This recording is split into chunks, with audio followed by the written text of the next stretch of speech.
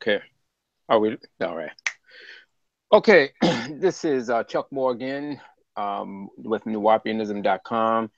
This is just some time we're going to take out to do a continuation or a partial continuation from the show from earlier this week pertaining to the Liberian deception from Malachi York and the Nuwaupians. The many people have viewed the video, and it's been very impactful. As a matter of fact, Nuwaupians haven't issued any form of a response in any way to refute one line or one word that was brought up in the video. So this is going to be just a short. It's not going to be long. We're not going to do a 6 or 7 hour thing. This is just going to be something short and right to the point to address that issue in part, as well as some other inconsistencies that has been brought to surface as a result of this previous show, such as York's education insofar as his GED, his GED,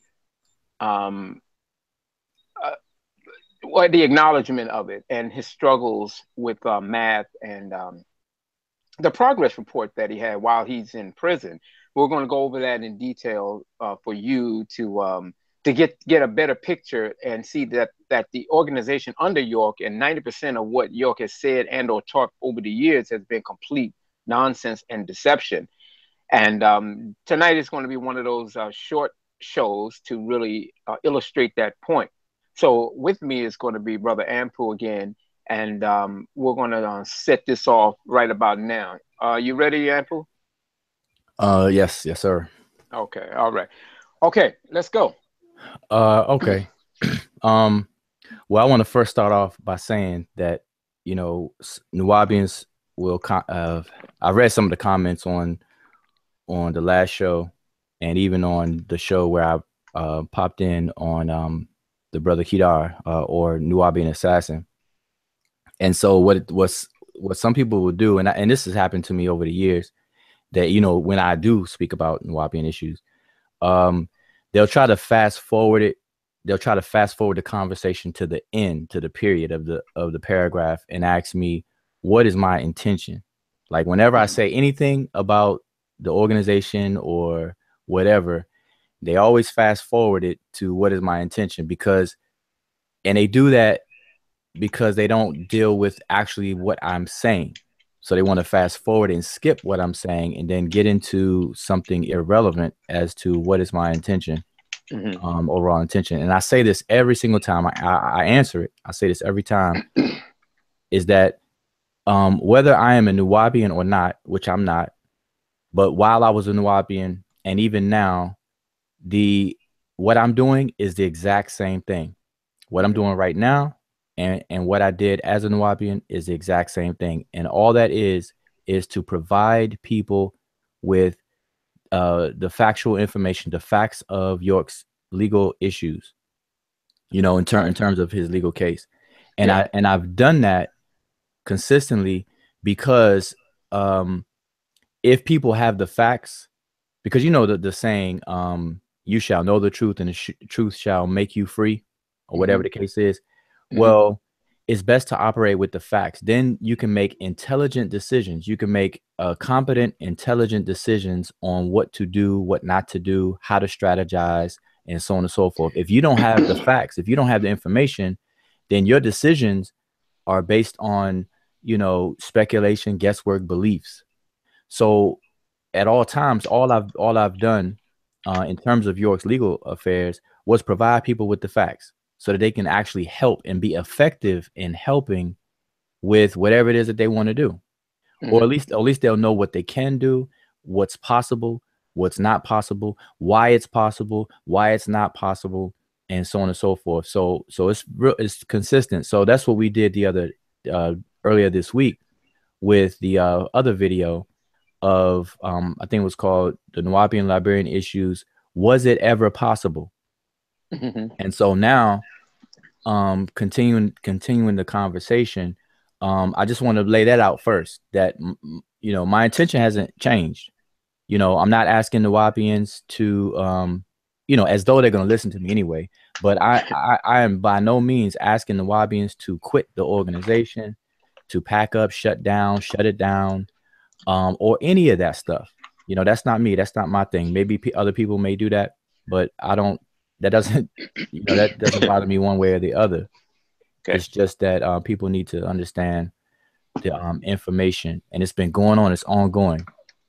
And by me being a former Nuwaubian, I've met a lot of people.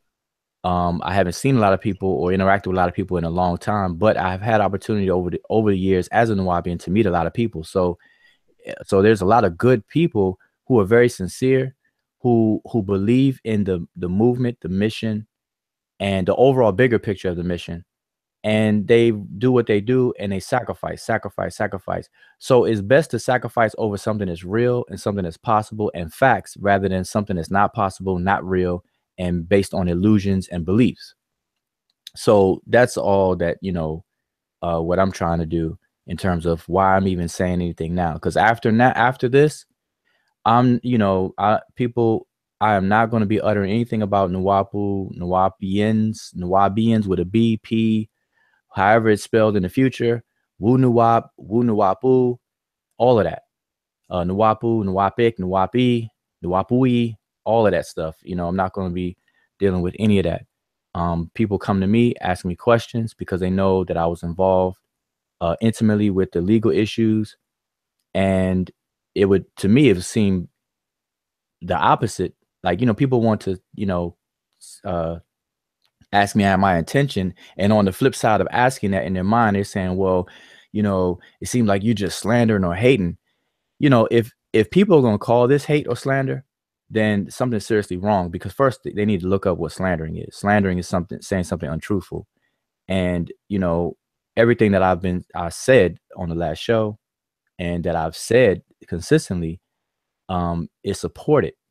And so that's what we did last time. We supported with documentation. So tonight's gonna be no different. So we could just jump straight on into it. So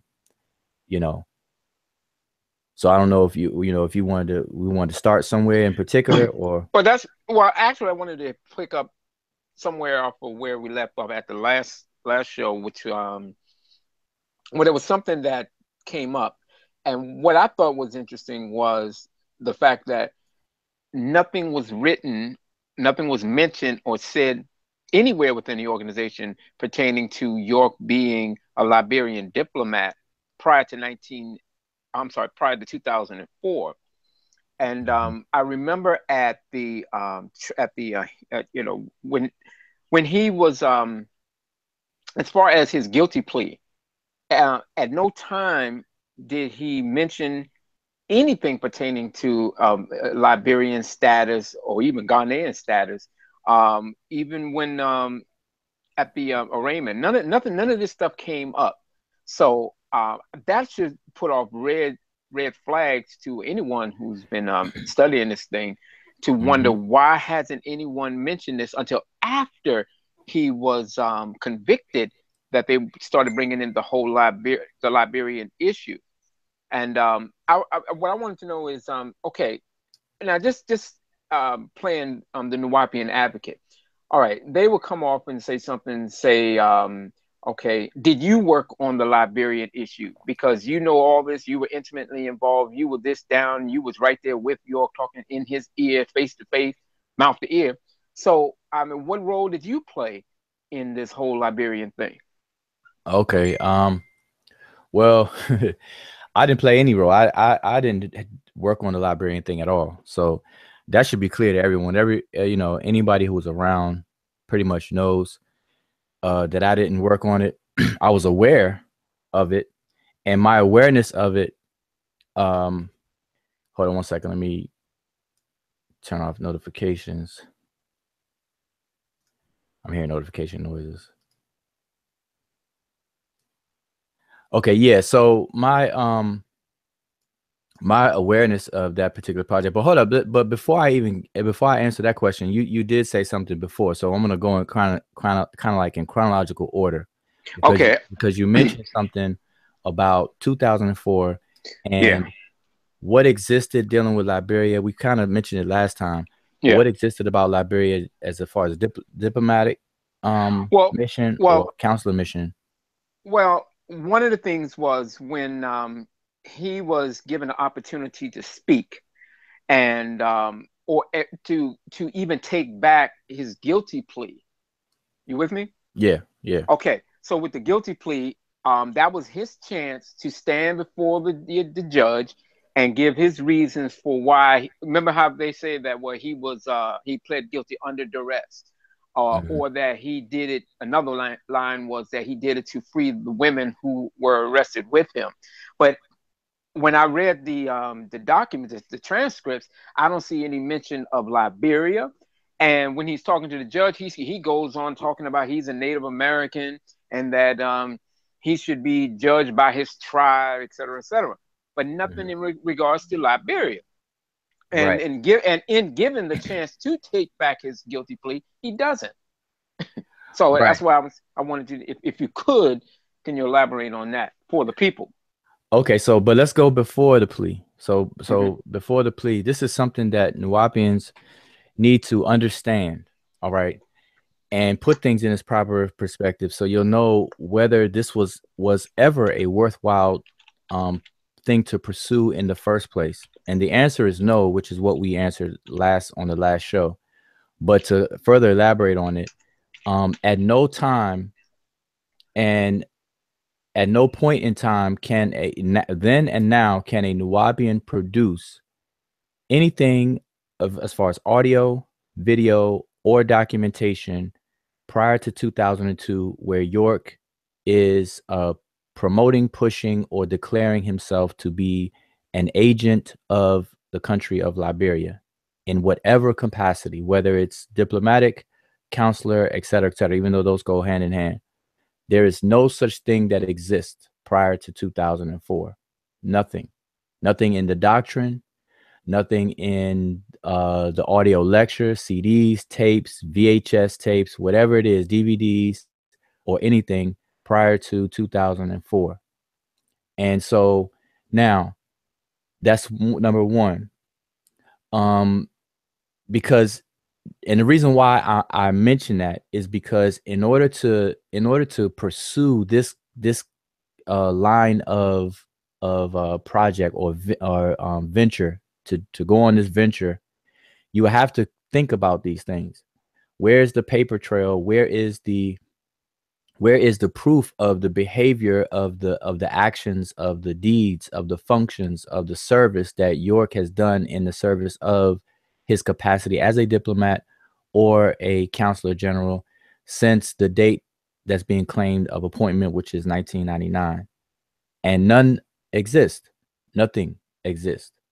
You could put all your videotapes, all of your audio tapes that you have of him teaching, or even the books, put them in chronological order, lay them out on your floor, put them in chronological order, check them out, read them. You won't find anything whatsoever. So that would raise a flag, or should be in the minds of the people who are trying to pursue this. Okay, now let's deal with the case. York was arrested in May 8th, 2002. Um, at no time in 2002 did he ever say that he was an agent of the country of Liberia. At no time. Now in 2004, there is claims that back in 2002, he notified the arresting officers and things like that of him being a Liberian, this, that, and whatnot. But mind you, this was said in 2004 about the incident taking place in 2002. But let's go back in real time in 2002. Was that ever said? Was that ever documented? No, it was not. And now, how do we um, know that, or where would we go to look for something like that? All right, so he was arrested on May 8, 2002, and he was arraigned the next day, May 9th, 2002. And then he had a bond hearing that stretched 2 days on May 13th and May 14th. So together you have May 9th, May 13th, and May 14th, where York appears in court. Now, when he appears in court for his bond hearing, mind you, look at all this stuff up. During a bond hearing, one of the things that takes place at a bond hearing is to determine if you should get out on bond and fight your case as a free person, etc. And during a bond hearing, the defense or defendant has a chance to call character witnesses in to the court to speak on their behalf, because the whole idea is to help the court decide whether you should receive bond. And so in doing so, you want everybody possible to come in and speak a good word for you, to tell the court and put on record that you're not a flight risk, that you're not a risk to the community that you live in, that you're not going to go anywhere, that you will appear for all the court appearances for the trial if there should be one, your services to the community, what you've done for the community, you know, the whole thing. Yeah. And all of that. That took place on May 13th and 14th. And I bring this up because it is at that time that anything about being in the service of Liberia and being a diplomat, it was at that time that should have been mentioned. And it was never, ever mentioned during the May 13th and May 14th hearings. Nothing about diplomatic missions, nothing about consular missions. None of that existed. Okay, instead you had teachers that came in and spoke on his behalf. You had the brother Haruhotep. You had a school principal came in. You had doctors. You even had a Georgia statesman. His name escapes my mind right now. It's gonna come to me in a second. Was it Vernon Brooks? No. Okay. A prominent person. I see his face, but I can't think of his name right now. But he even vouched and spoke on behalf of York. But so it was witness after witness. It was a lot of character witness, to the point where the judge said, "Hey, you know, we can go on all day, but I'm gonna have to limit you on the number of witnesses that you call." And so at no time, none of these witnesses said anything, or even the attorneys or York himself said anything about diplomatic missions or consular missions. Now, why is that important as well? Here's another reason why it's important and why that point in time is important. Because when you're arrested and you appear for your arraignment, which is you know, are you guilty or not guilty, and so on and so forth, and your bond and all of that, you want to make all of your jurisdictional arguments at that point, at the gate, at the start. You know, if the court even has jurisdiction to pursue the case, if the court can even hear the case, you know, is the jurisdiction valid? So at that moment is where you challenge the jurisdiction and so on and so forth. And this is what Garland's firm did. They actually challenged the jurisdiction, but the jurisdiction had nothing to do with sovereign status as a Native American, as, you know, a Liberian diplomat, consul general, none of that. And those are jurisdictional arguments, because essentially, if you're saying that you are a diplomat of another country and you're given immunity, that is a jurisdictional aspect, because you're saying, hey, I am outside of your jurisdiction and I have immunity based on agreement with your country. Therefore, you know, I am immune from prosecution, and you know, I'm not to be held, you know, accountable in your court, and so on and so forth. So I'm just saying that to say that at that point in time was when all these things were supposed to come out and to be made known, and so on and so forth. And it was not. All right. So I wanted to point that out. It wasn't until 2002 that any of these talks even came up. So, you know, we're dealing with 2-year time span. Okay. And so we have to deal with that. All right.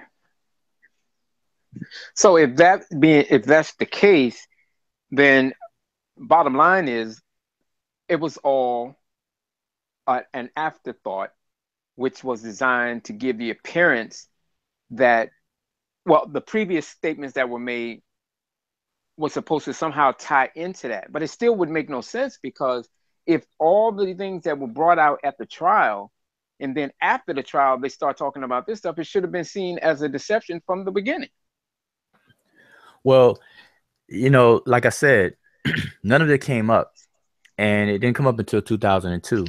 So, you know, and the way that this case has to be talked about, you have to talk about it in chronological order, Mm-hmm. because this is something that people forget, and this is why Nuwaubians are, you know, all over the place with it, because they talk about things that are said now, but are claimed to have been said in the past. But while we were in the past, like when it was when it was 2002, none of these things were going on. None of these things was said.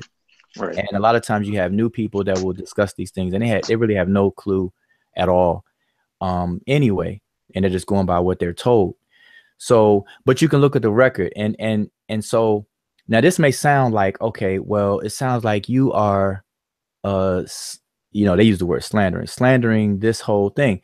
It's not about slander at all. It's the entire Liberian issue was you know, I give the analogy that I gave you, Chuck, is that it's almost like uh um an expert magician performing a trick. And you know how if a magician perform a card trick and they wow you, the first thing you ask them to do, oh, show me how to do it, show me how to do it, show me how you do it, show me how you do it. And then Mm-hmm. what does the person say? They always say, well, okay, if I show you how to do it, don't show anybody else until you practice it enough and be good at it. Mm-hmm. And then they show you the trick, and then you don't listen, so you want to show your friends. So you had no practice, and you do the trick and you mess it up, and then they know how the trick is done. Right. Right. So you done botch it up from the get-go. That's pretty much how this Liberian issue started from the very beginning. It's Mm-hmm. something that was never going to work, and it was never given the appearance of working. It's like a very bad idea. It's like an idea, but it's a bad idea. It's a bad pursuit. Bad thing. Why? Because there's no record of York talking about, preaching about, lecturing about, teaching about, writing about, um, filming about anything in the service of the country of Liberia prior to 2004, prior to his arrest, period. 2004, you know, at all. You know, there's nothing. So you don't have no backup with that. And so everything has to be retrofitted, backdated, backset. And then in doing that, you have to come up with more things that just can easily be picked apart, easily be picked apart. You know, so nobody, you know, will take any of that stuff serious, and nobody has. That's why the attorneys didn't want to really deal with that. No attorneys dealt with it. They were reluctant to deal with it. All right, so, but that's from 2002. So when you ask in terms of the plea, by that time, you know, even then, well, I don't want to get ahead too far, but what'd you ask before that?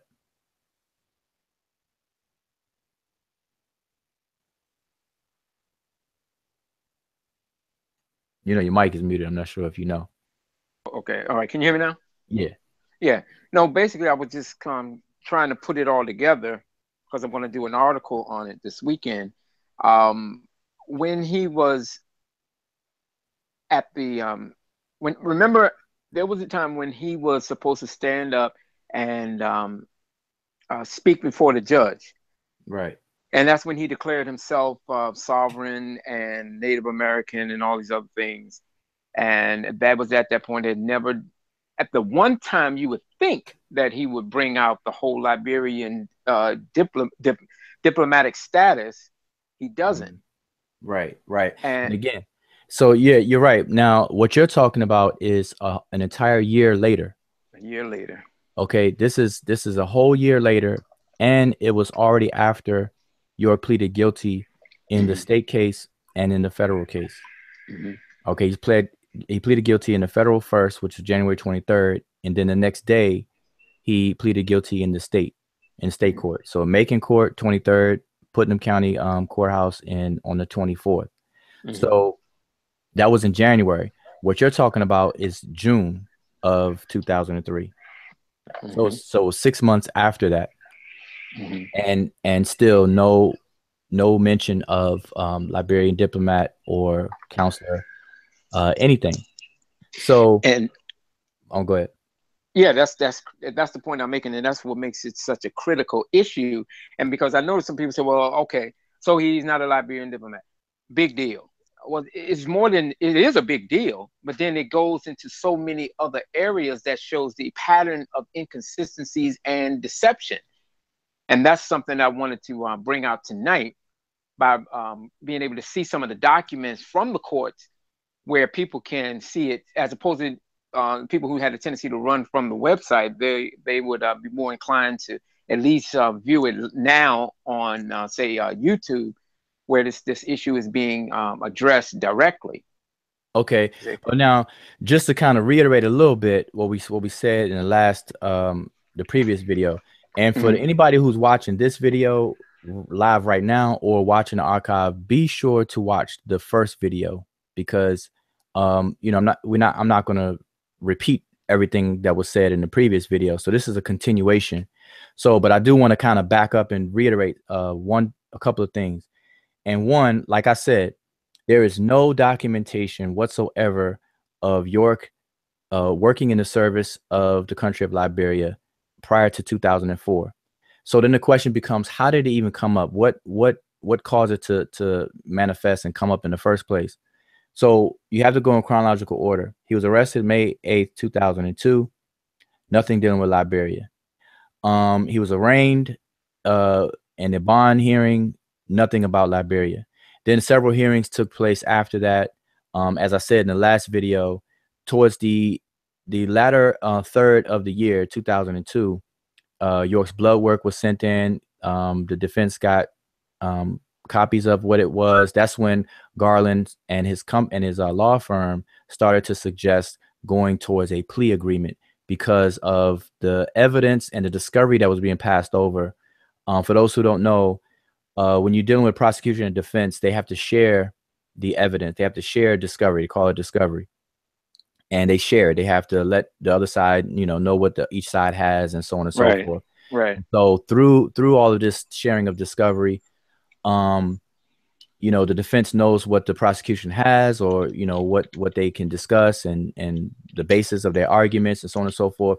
And so with that and the blood work and the other thing, whatever else, Garland and this law firm decided to entertain a guilty plea with York and start that discussion with York.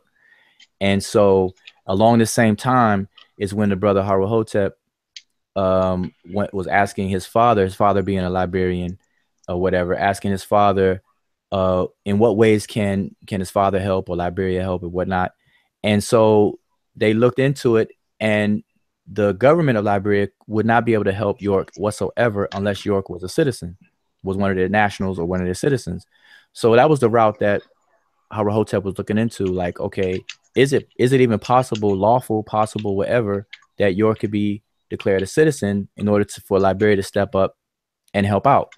And so that's the route he went. There was nothing dealing with diplomat, nothing dealing with being a counselor whatsoever, just a citizen, just to have them, you know, for the purpose of going through a prison transfer.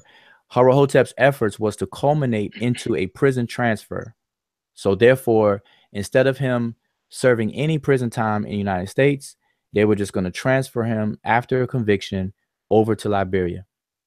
And so all of these things stacked up is what went into the guilty plea, or the reasons why the plea was being moved forward and pushed. Because as we read in the last show, USC Title 18, Section 4100 governs prison transfers. And it states that there can be no transfer to or from the United States if there is a case pending. And I'm paraphrasing, but I want you to read it yourself. It's basically saying if there's no appeal or no collateral attack on a conviction or anything like that can be pending in order for this statute to be useful and and to facilitate a prison transfer. So in knowing that, what a plea would have done, it would have ended the case. It would have completely finished the case. He would have been convicted and sentenced, and then Liberia, as him as a citizen, Liberia could ask for him to be transferred.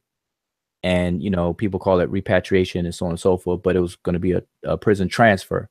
And so after he pleaded guilty, sometime in March of 2003 is when Manny Arroyo wrote a letter to the Jones County prison jail, putting them on notice that this is what they were going to pursue.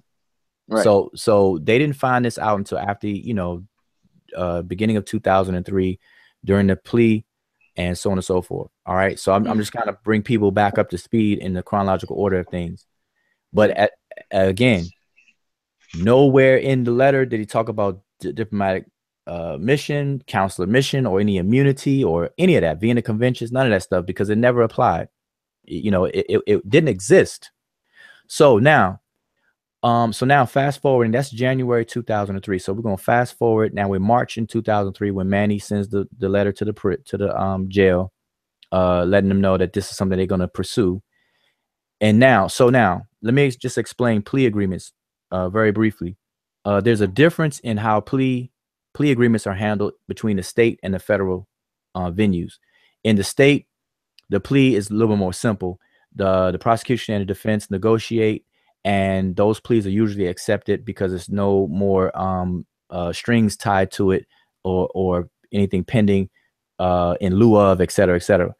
But it's not the case in the federal venue. In the federal venue, the defense and the prosecution come together and they negotiate a plea.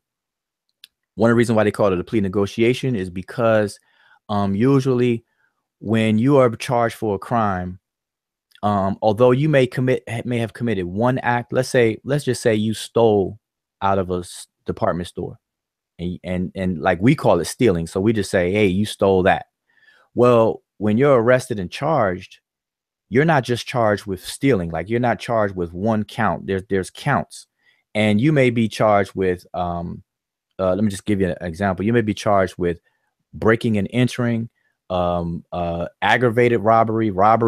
There's different counts and everything that's according to different statutes. So they may stack it up. So you may have committed one act that you think, but it may end up being 10 counts charged against you. So anyway, so plea agreements are negotiated because even if you're guilty of something, the prosecution, to save time, to save money and all that stuff, they will agree to remove some of the counts. So they will lessen the counts, which lessens the amount of time that you could possibly give, and so on and so forth. So that's why a lot of people negotiate pleas, especially if they're guilty. And even innocent people will sometimes negotiate because of the risk, of going to trial and whatever could be said to it. You putting your life in the hands of 12 people, jurors, and so on and so forth. And so some people who are even innocent will enter pleas on occasions. So, but now what happens in the federal venue is that whatever's negotiated by the defendant and the prosecution has to be submitted in the court, and the court is pending. So it's not something that's agreed upon until the court approves it. And the court, in order for the court to approve it, they have to get a sentencing report that's done through the probation office, the United States Probation Office. And they do an investigation. So they'll investigate the defendant, see if they have any prior criminal history, to see, the severity of the crimes being charged, and, a whole litany of different things that they investigate and check out. And you're given a rank, a score. And based on this score will determine the recommended sentence that you should receive. So that has to happen in the federal venue. So now York pleads guilty in January, end of January. And then once the plea is entered, then the probation office launches its investigation. And that investigation takes time because they have to interview people. Matter of fact, for York's investigation, they interviewed family members, his sister, some other siblings, some of the people that interviewed York, during that time prior to that, and so on and so forth. So they have to investigate these things, and it takes time. So it took months for that to take place. So now, once that investigation was done, a report was written up and submitted to the court. The judge takes it and reads it, studies it, and then he makes his decision. So the judge at that particular time saw that the negotiated plea agreement was not acceptable. So he rejected the plea, and he didn't reject it until June of 2003. Then he called for a hearing, because when this happens in the federal venue, the statute allows the defendant to withdraw his plea, or to enter another one, or to keep pursuing and enter another one that will comply with what the investigation sets forth, or whatever the case is. So such a hearing was called June 30th, 2003. All right. So, and that's what I'm going to share on the screen. So let me just get that up, and Chuck, if you have anything to add or whatever while I do that.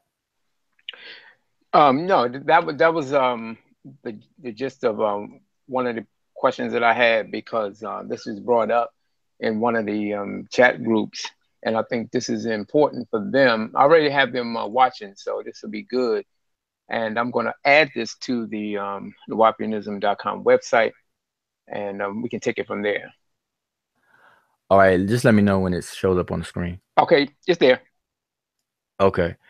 All right, so what we're looking at is the June 30th public transcript of the hearing that took place before the Honorable Hugh Lawson, United States. So this is in Macon, Georgia.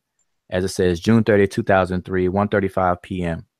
All right, United States of America, plaintiff versus Dwight D. York, a.k.a. Malachi York, a.k.a. Isa Muhammad, a.k.a. Isa El Had Mati, a.k.a. Baba, etc. Okay. And I read those names because Nuwaupians have had a history of focusing on the name, York. Mm-hmm. which is completely non-effective. It's irrelevant, and it has no legal merit to even focus on that. But that's a lot of time and effort was spent on that. But so that's what this transcript is. But I'm not going to read the whole transcript.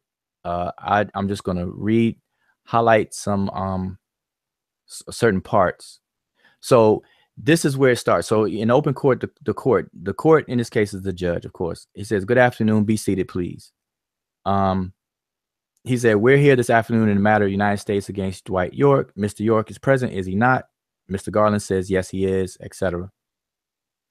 Now, this first big paragraph here is the judge putting on record that on that day, the morning, mind you, this took place at 1:35 in the afternoon. Earlier that day, the judge received visitors, and he puts it on record about he had a pleasant visit by a couple of gentlemen. So he says, and I'm gonna highlight where I'm reading from. It says, "I want the record to reflect that sometime between 11 and 12 this morning, 3 men came to my office and asked to see me. I received them in my chamber, and they told me that they wished to present to me certain documents on behalf of the defendant. They told me that they wanted me to have Mr. York brought to my office so that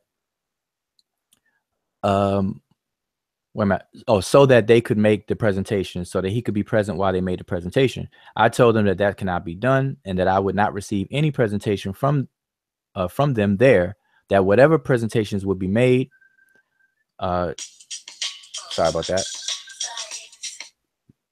Let me shut down that notification. Okay. All right, so where we at? So it says, I told them that they could not, that could not be done, and that I would not receive any presentation from them there, that whatever presentation would be made in the case would be made here in the courtroom and on record. I told them that the hearing would be held at 1:30 and that they are welcome to attend the hearing. But I also told them that the fact that they could attend the hearing did not in and of itself mean that they would be allowed to speak or address the court in any way. And I suggested to them that if they had any information they wished to impart to the court, they should either take that matter up with defense counsel, or if not by that route, then they should consult their own attorneys and have counsel to speak for them here in this proceeding. They gave me their names, and he said he regrets that that he forgot their names and so on and so forth. All right. So he just wanted to put that on record that took place.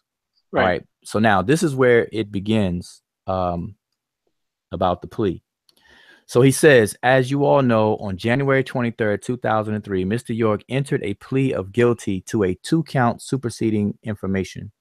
That plea was entered into based on a plea agreement between the government and the defendant. As we all know, that plea agreement was subject to the approval of the court. And this is what I explained earlier. Right. Based on various factors, including receipt by the court of the pre-sentencing report from the probation office. That's what I mentioned earlier. Mm-hmm. I have received the pre-sentencing report and have read and studied it carefully.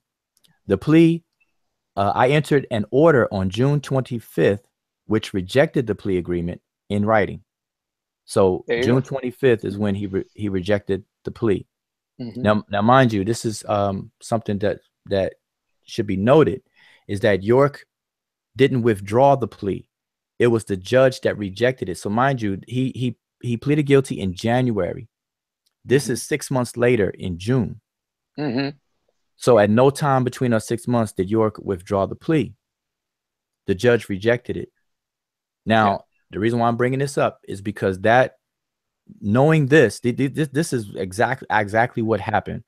Knowing this, then people will understand that if York did plead guilty under duress, or he was tortured to plead guilty, or he did it for whatever other reasons that anybody else can come up with, then the question becomes, why in the 6-month span of time was the plea never withdrawn or anything filed to withdraw it, and so on and so forth? All right. So that's why that's something to keep in mind. Mm-hmm. Because even the claim of pleading guilty under duress and everything did not come about until way after the fact. All right. None of these things are transpiring in real time. All right. So now he says, I want to elaborate on that rejection at this time. So basically he already filed the rejection itself, June 25th, but he wants to, but obviously he's putting on record why. So he wants to elaborate. So he says the plea agreement entered into between the government and the defendant is rejected for the following reasons. The stipulated sentence is not within the applicable guideline range. The stipulated sentence does not depart from the applicable guideline range for justifiable reasons found at Title 18, USC Title 18, Section 3553B. Moreover, the court has considered the charges contained in the indictment, the admissions made by the defendant when he entered his plea of guilty on January 23rd, the nature and details of the offenses contained in the pre-sentence report, the post-plea behavior and indications of true acceptance of responsibility of the defendant as shown by the pre-sentence report, and the impact of the conduct of the defendant on the victims. Based on these factors, the court finds that the stipulated sentence does not adequately address the severity and the admitted and alleged criminal conduct of the defendant. So the pre-sentence report, the plea agreement, is rejected for those reasons. Now, Mr. York, did you understand what the court just said about the rejection of the plea agreement? So now this is the judge asking York, does he understand what was just said? Mm-hmm. And the defendant, this is York. He says, with all due respect to your court and your government, I'm sovereign. I am a Native American. I'm indigenous. I'm on record as 2/15/1993. We're recognized with the United Nations as a sovereign nation.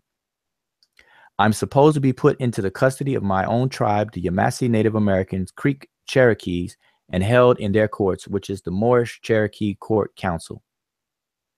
And then the judge right here interrupts him. He said, let me interrupt you. But before I go on, I'm going to say this. Now, mind you, this is June 2003. June 2. Now, this is what I was saying a little while ago, is that June 25th. This is June 30th. This hearing June 30th. Right here is June 30th. Yeah, June 30th. 2003. Now notice that York did not say, Your Honor, we have, I want to challenge the court's jurisdiction. I am a Liberian citizen. Not only a citizen, I am a Liberian diplomat. I'm here on a diplomatic mission ever since 1999. I am also a counselor general, serving under a counselor post in Atlanta, Georgia, et cetera, et cetera. None of that was mentioned. Why? Because it did not exist at all to be mentioned. So now what did exist at this time? Now, what did exist is that is during this time there was talks about the BIA number. I'm sure Nuwaubians will recognize this number, 215 1993, and then there's another number, 208 1999. So there's two numbers. There's one under Empress Verdiashi, and piggybacking off of their efforts, which is what the Nuwaupian organization did at one point, then seeking its own acceptance into the BIA, Federal Bureau of Indian Affairs, under its own volition, which was given another number. And mind you, these numbers are simply docket numbers. Right. 215 means that it is file number 215 in the year 1993. And then the one that Nuwaupians did on their own was number 208 1999. So that's the two different numbers and what they basically mean. Yeah. So at this particular time, so he mentions 215 1993. So my point here is that actually, to support what I said before, is that at no time was there ever mentioned anything about Liberian diplomatic missions or consular missions and so on and so forth. All right. Now, mind you, we're in 2003 right here at this point. All right. So like I said, I'm not going to read this whole thing, so I'm going to skip. The court interrupts him. So I do want to read this part. So the judge interrupts him. He says, I want to interrupt you for a minute, if you will. And York says, And the court says, the judge says, if you will, simply answer my questions, and then I'll be glad to hear you. Do you understand what I said about the rejection of the plea agreement? And York says, yes, I understand what you said about the rejection. And then the judge says, all right. And then York says, but the rejection is within the grounds of this court. And the judge says, all right, thank you. And York says, not my court. And the judge says, well, let me finish, then I'll hear you. And then York says, yes, sir. And then he says, all right, now I want to advise you that having rejected the plea agreement, as I've just said, that I am not required or bound to follow that plea agreement. And I want to, at this time, give you an opportunity, if you wish to do so, to withdraw your plea of guilty. So here it is. The judge is giving York the open opportunity to withdraw his guilty plea. He said, so he's asked, can you tell me if you wish to do that? And then York's attorney, Ed Garland, steps up and says, Your Honor, before he answers. And then York says, I'm not answering. He says, I'm not answering. Of course, according to public venue, the judge is the one who withdrew the plea. So York understands the judge is the one who withdrew it. And he said he's not answering. Now, the reason why York says he's not answering is because of his belief that he is sovereign, that he's a Native American and he's indigenous and he's sovereign. All right. So I just want people to understand that. So then the judge says, Mr. Garland, and then York continues, says, isn't that what happened on May 29th of this month or last month? You said the judge withdrew the plea in a private, then he's cut off. And the judge says, Mr. York, your lawyer is on his feet. Let me hear him, please. And then Garland goes on and says, may it please the court, before York is called upon for that decision, he has requested that there be placed in the record certain positions that he has. We would like the opportunity to place that position in the record. It's Mr. York's position. We are his counsel, and we have been asked to place that position on the record. Now, like I said, I'm not going to read this whole thing, but I encourage, this is public, so get it. Chuck, I know you're going to have it on your website. If you don't already do, have it on there. But and read it in its entirety. But what I'm going to do, I'm going to skip down The judge is basically saying, you know, I just want the question answered. Here it is. I rejected the plea. I just want to know if York wants to withdraw his plea or still pursue the plea. That's I just want that answer. Then I'll hear him. I'll hear whatever he has to say. So, and that's the argument before, back and forth between the judge and Garland. Like I said, read it yourself and you'll see all of that. I'm not going to read it all. And so, but I do want to point out, the judge says, I will hear Mr. York's position at a reasonable length when he has concluded the formalities that the statute requires. And the first thing that is going to entail is whether or not he wishes to withdraw his plea of guilty. Now, you have a duty to the court as well as to your client. You can help me with this or not as you see fit. So let's go back to my question. And Garland says, yes, sir, I intend to see that the question is answered. He said, all right, then I want it answered now. Let me repeat the question. I want to know if Mr. York wishes to withdraw his plea of guilty, yes or no. And then Garland, they go back and forth. They argue back and forth. And so, so what Garland argues is that, let me read it because I will take time out. Let me just read this part. But read on your own because I don't want to read this whole thing. It takes too much time, but I think this is to the point. Garland says, I'm going to give you an answer, Your Honor. And then the judge says, all right, sir. Garland says, but first, before I give that answer, it is the position of the defendant to request this court to reconsider its position, this court's position on the plea agreement. It is not the desire of York to withdraw that plea. I'm going to read it again. It is not the desire of York to withdraw that plea if the court could be persuaded to accept the recommended plea. So our position is, at first, before the question is answered, that the decision by the court not to accept the plea agreement is a position that we submit to the court should not take. And we ask the court to reconsider that position on whether you would accept the plea agreement. In support of that request for reconsideration, though this court has passed an order and you have placed it in the record and today your reasoning, it is our position that the information obtained in the pre-sentence report is not accurate. We filed objections to the pre-sentence report. There has been no determination judicially of the accuracy or inaccuracy of the contentions in the pre-sentence report or the application of the guidelines in the pre-sentence report. Since the court is basing its decision, your decision, upon the pre-sentence report, which by its nature has a process that has not been litigated in any respect, then the court may well be basing your decision based on inaccuracies that you may find were there a litigated contested hearing on the application of the pre-sentence report to you, Mr. York. On that basis, I move the court to reconsider your decision not to accept the proposed plea agreement that has been supported by the United States, to conduct a full hearing on the pre-sentence report and the contentions and allegations in that, including the issue of the application of the guidelines and whether or not York has, pursuant to his conduct and actions, accepted responsibility, and every other contested issue as set forth in our objections to the pre-sentence report at this point. That will be my motion before Mr. York answers the question. So let me just kind of summarize what I just read, because it's pretty worthy. Okay.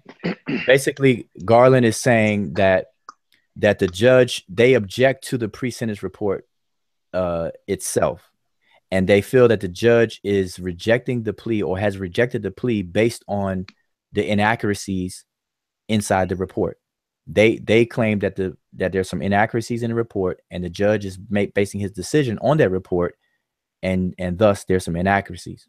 So before York answers the question, Garland is saying, hey, we need to address that. And so that's what's going on. Now, at no time. Now the reason let's pause here for a second.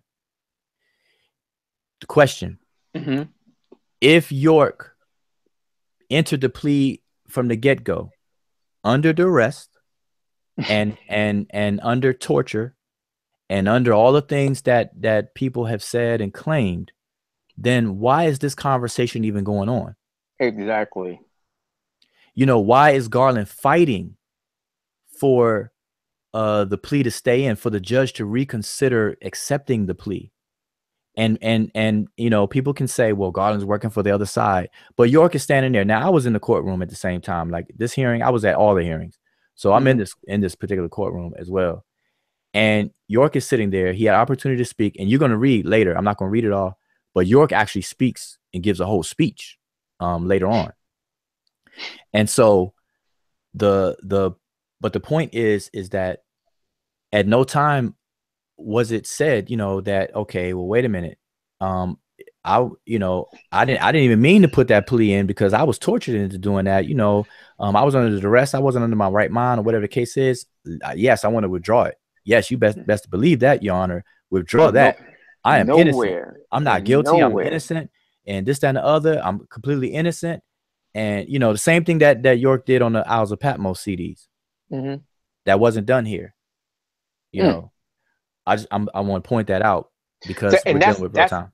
That's very important, because what is said on the Isles of Patmos tape is in direct contradiction to the documents from the court itself. Right. York's own words, what he said in the court versus what he's saying on that scripted audio. Right. And that's what most Nuwaupians are relying on, not York's words from what he stated or the events that took place in the courtroom, but what he said on the Isles of Patmos tape. That's right. deep. All right, so let me just go ahead. This is pretty long, so I'm not going to read everything. No, you're not going to. I think the point is made. Yeah, but I do want to get to this point because this is interesting right here. So that's Garland's motion. So he gave a verbal motion. You know, he moved the court orally, but gave a verbal motion right there on the spot. So the judge is addressing the motion. He denies it. He says, all right, the court's rejection of the plea agreement is based in part on the pre-sentence report, not altogether. Your motion to reconsider is overruled. So the judge did not consider his reconsider. So then Garland says, Your Honor, in light of that motion and in light of your desire in court's ruling, I wish a moment now to confer to Mr. York before this question is answered. So he says, very good. And then he confers with him in a different room. So he said, hey, would you like to speak with Mr. York in a outside of the courtroom or whatever? So the court goes to recess for a little while, I think a half an hour, 30 minutes, and then it comes back. All right. So when they come back, Garland then wants to put on record York's position. And so I'm forwarding down.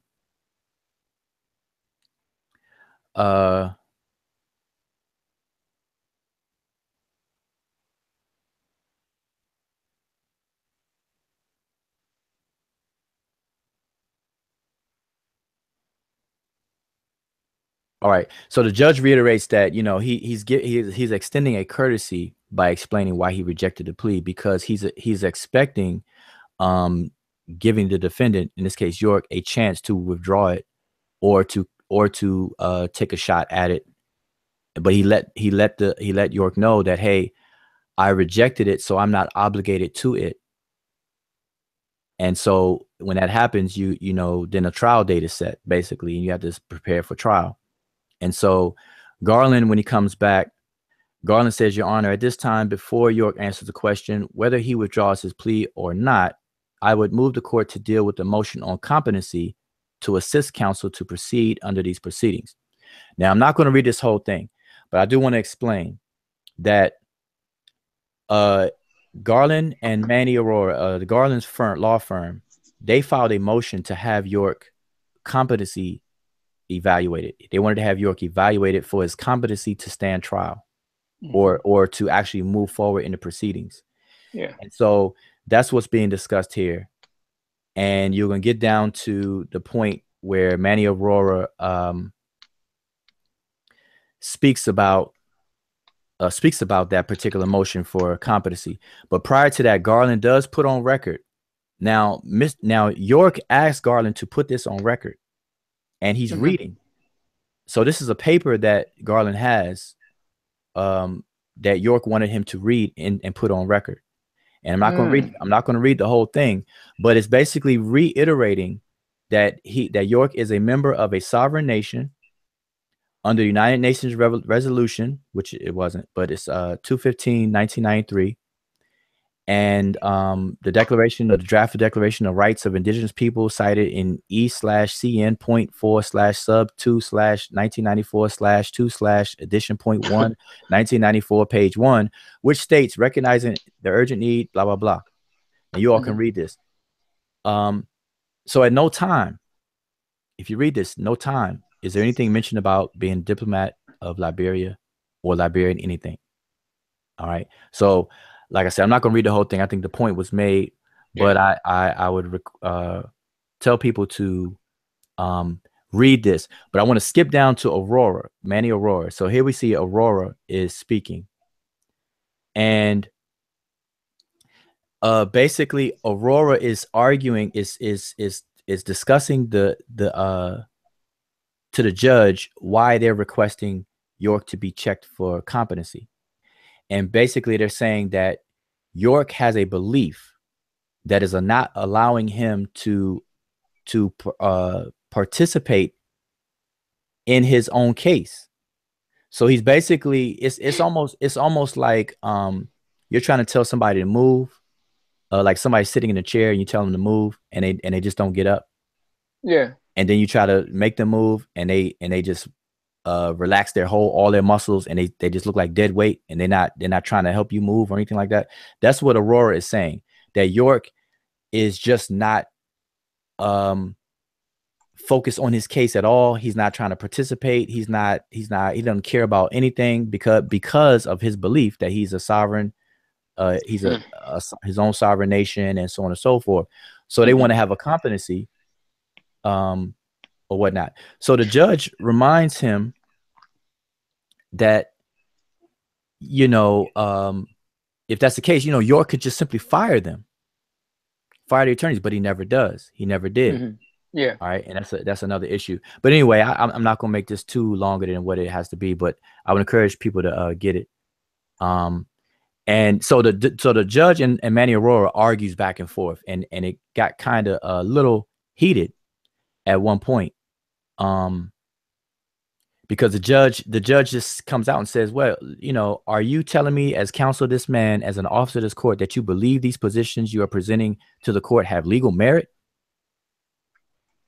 Because the judge was basically saying, look, I'm not trying to hear anything that's frivolous. If you believe it has legal merit, I'll hear it. If not, then why are you wasting our time? That's basically what he's saying. But like I said, I'm paraphrasing, and people can read it. Okay. All right. So anyway, we can go past this. I just want to point out and support the fact that up until 2004, this is 2003, but up until 2004 and after the trial took place, that's when the diplomatic and consul general issues started to come up and things like that. It didn't exist prior to that whatsoever. Got it. And not only did that not exist, we can look at what York was focusing on, what everybody was focusing on. And see, people, I don't know if people have amnesia or whatnot, but go back to that moment in time. Everything was all about, look, when York was in court, all the Nuwaupians who couldn't fit in the courtroom was standing outside dressed up as Native Americans. And right, I remember. And beating on the drums and stuff like that, and had signs up, Yamasee Native American, Moors of the Creek Nation, and everything like that. It was no, like, you just look at those pictures. Go back. Anybody got a stash of those pictures? Go back, look at the signs. You will see no sign with the word Liberia on it. Nope. No flag of Liberia. Nothing mentioning Liberia, diplomat, consul general, none of that. And these things matter. All right. So, all right, but go ahead. No. I know exactly, because that was the whole point that I was making, that none of this stuff matches what the people, what the current latter-day Nuwaupians are putting out there today. And the only, like I said, the only reason I think that this is of any real significance is because these people are all of a sudden pushing this again. They're issuing out cards and I mean all kinds of bogus identification. I just hope that none of these people, the Nuwaupians, attempt to use these for any type of um, uh, try to pass it off as a government document, because it may become subject to arrest. Well, yeah, if they're using it in the in the wrong way to defraud the government, there's strict statutes and things like that for that. Mm-hmm, mm-hmm.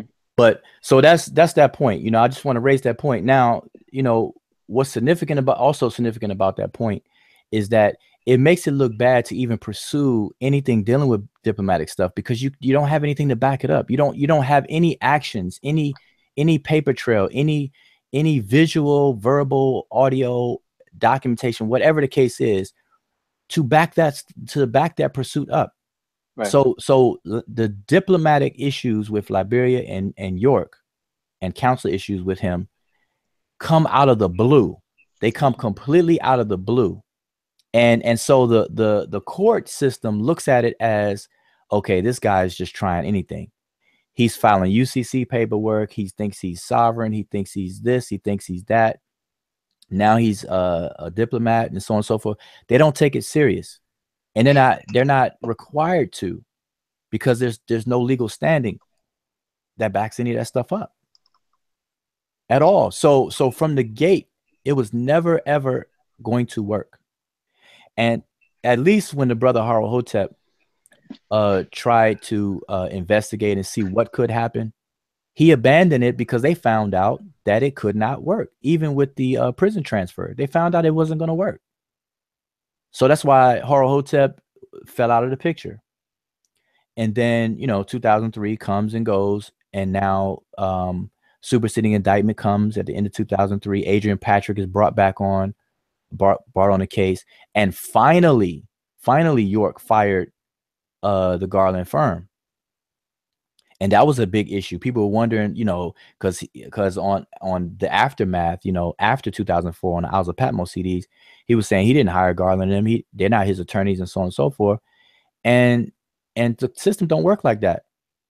Garland and his firm were indeed York's attorneys. And if he didn't want them, he has to terminate them. And he never did until the end of 2003, at the 11th hour, right before trial. And even then, York was reluctant to fire them.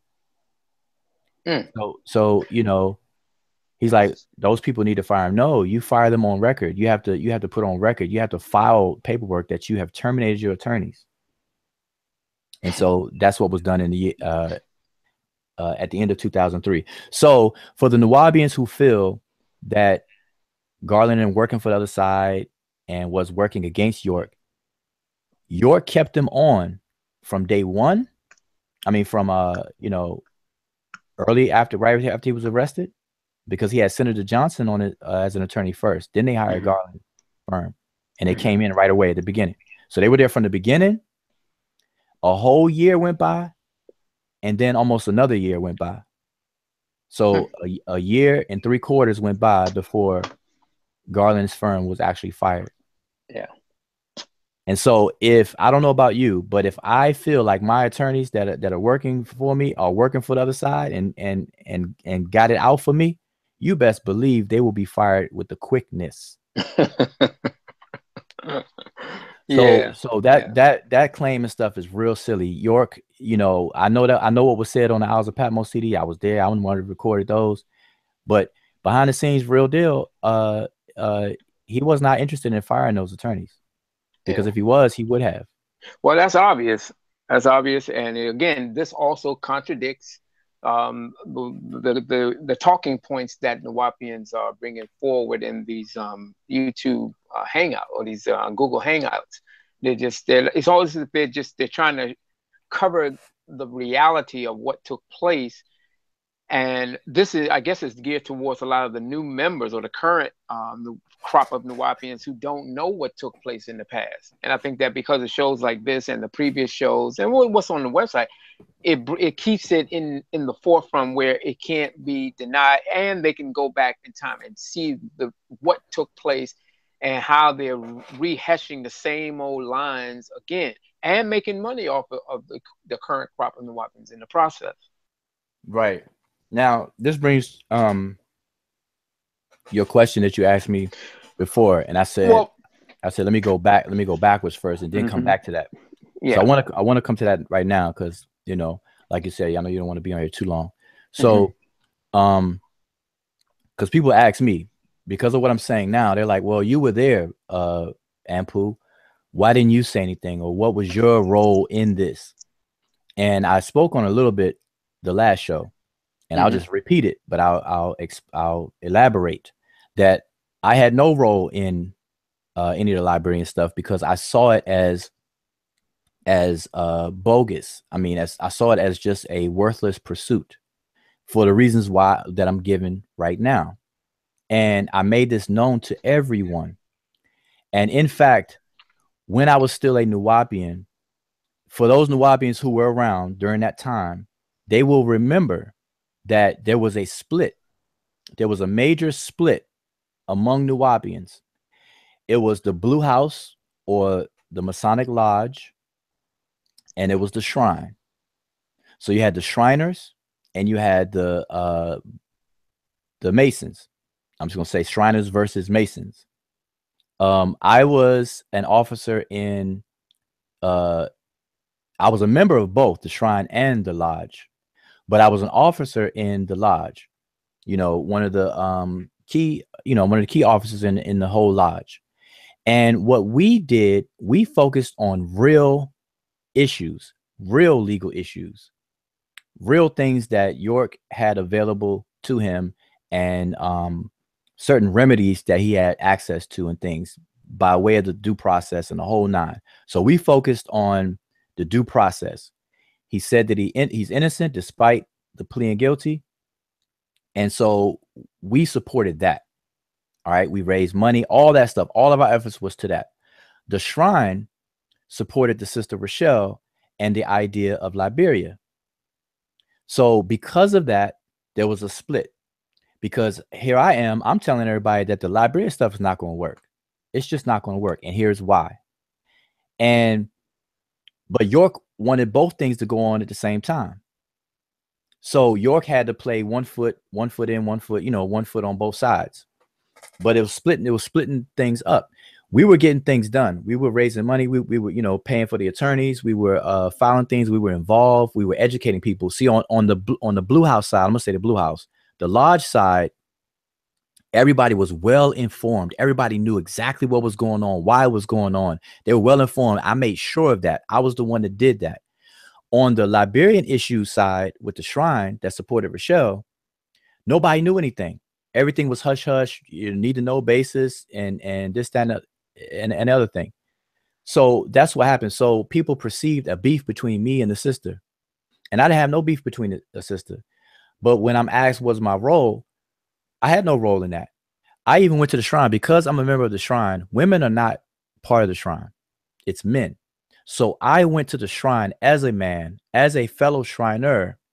I went to them, met with them, and I raised the same concerns that I had about it to them, just to put them on notice and let them know everything. They heard me out. They did nothing about it whatsoever. They simply supported whatever York said. That's it. No questions asked. Bottom line, that was it. So on the Blue House side, we rolling with real legal issues. The appeal, we were supporting Adrian. Matter of fact, you had the Elder Bundy started the Friends of Malachi. We supported Bundy. We supported Adrian Patrick. We supported the attorneys and stuff like that. That's what we were into, you know, trying to do, you know, due process, real legal issues and handling that, you know, challenging the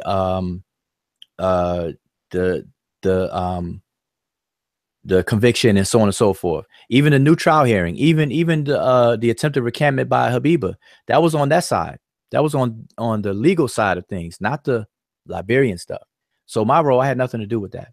I was aware of it, but no, back then, afterwards, before, during, after, now, it's the same thing.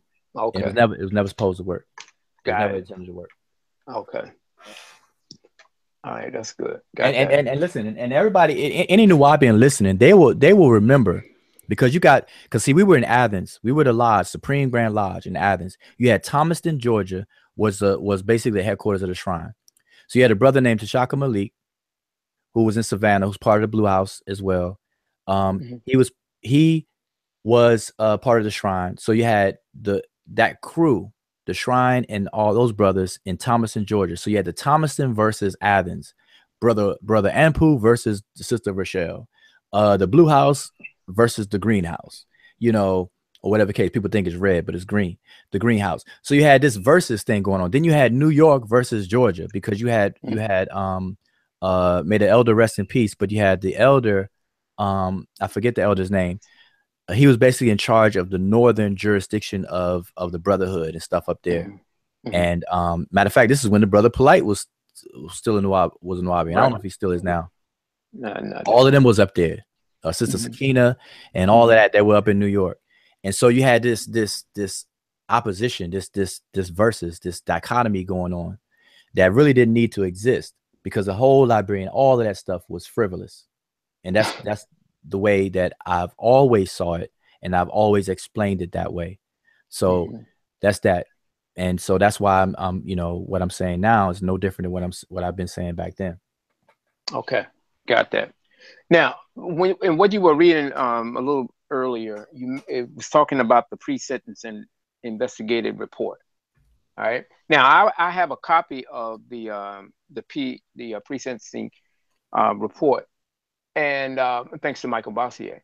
And when I came to York's arrest history, in addition to that, putting it on the website, when it came down to something I thought was really significant, because for years, York has always given his credentials in opening up his publications on the various degrees that he achieved, or his origins, taking credit and for the most part, boasting about his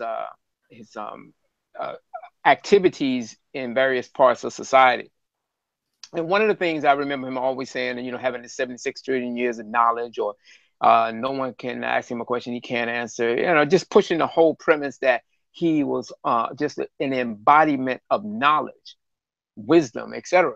So when we got down to education and vocational skills in 300, I don't remember which page it's on, I think you may have it, but in the pre-sentencing report, let me just read on what 300. It says, the defendant attended high school in Teaneck, New Jersey, and Brooklyn, New York.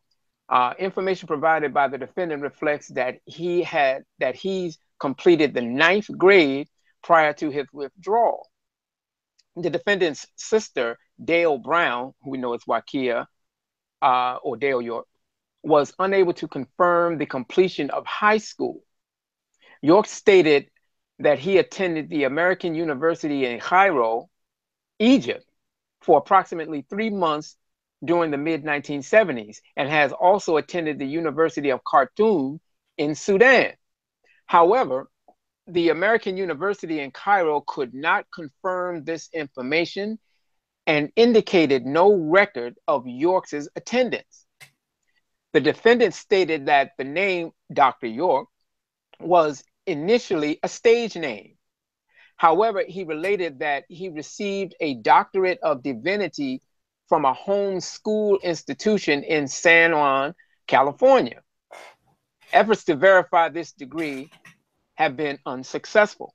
And I thought that was amazingly eye-opening, because it was something I thought that the viewing public needed to know. So we did a little further investigation into that. And I put this in the latest article on Nuwaupianism.com, where it's asking the Nuwaupians, have you read Malachi York's GED progress report? And I posted it there, and I think that this is something that anyone, or if you can pull it up Can you pull it up on your screen? Yeah. Let me pull Okay. it up. Okay. Let's see if I can connect that.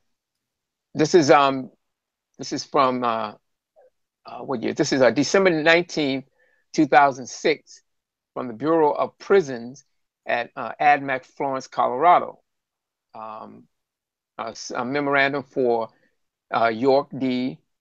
The serial number is a 17911-054 from J. McIntosh, teacher, 80 ADX, Florence, Colorado. Subject progress report. Got that up? Oh, there it is. Okay. So Right. here, yeah. So he says on subject. Okay, this is your This is talking to York. This is your progress report concerning your performance in the ADX GED program. You have done an excellent job in the GED program. You are still very consistent in turning in your work, and you do a good job. You do a great job communicating your needs so that the right materials and tutoring can be provided. Keep up the good work, and your progress will continue. You are a great student and are now getting into some more challenging material. You don't give up, and that will help you, especially with the challenging math. Good luck. And if you have any questions, contact Jay Macac in the education department. Now, see, this it looks like York's handwriting where it says, "Note how I'm doing." Now, Right. do you have a background on this? Yeah, I mean, it's not much more to say. It's just, No. it's just that, see, this is the thing about the case, that during all the hearings and all the discovery that was going back and forth, a lot of things were thoroughly investigated and things were known. And this is one of the reasons why, when certain people helped out with the legal case, there was only a select few. Mhm. You know, you couldn't just jump on and help out. And one of the reasons why is because of information, because you'll find out a lot of background and information about York, the organizations, and so on and so forth, that you normally wouldn't even have no clue about. And so one of the things is dealing with York's education, his previous criminal history, personal life, before starting the organization and everything. You learn about that. But yeah, it was known that York did not complete. He doesn't have a high school diploma. He never completed high school and everything. And mind you, this is from December 2006. This is still when I was in Nuwaupian. So he sent this out to us. This is a cover letter for the actual report, the progress report itself, which is not on the screen. But this is the cover letter where it's addressing them what it is. But there's another sheet that goes along with that. And that is his handwriting. He says, "Note how I'm doing," and he underlined York, D York, because he's like, they have me in here as Dwight York and not Malachi York, and there was nothing that's going to be done about that. The same inmate number is 17911-054. That's the same inmate number, Yeah. and everything like that. But there's really no background. It's just the fact that he's pursuing a diploma while in prison. Oh. And so that's 2006. So now we're like 10 years later now, 2017. Mm-hmm. And So I'm just finding out about this. I would hope I would hope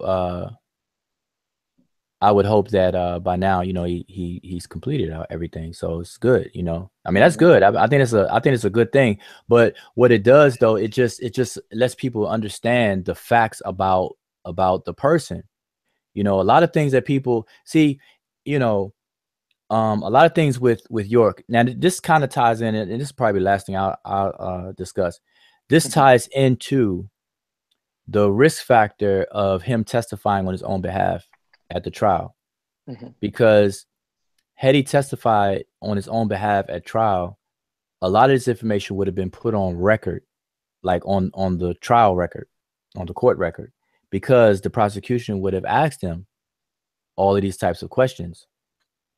Anything that they could possibly ask that's remotely related to the case that could be allowed in to be asked, they would have asked. They would have asked about his education. They would have asked about his business, his professions, all that stuff. How many children you have, how many different,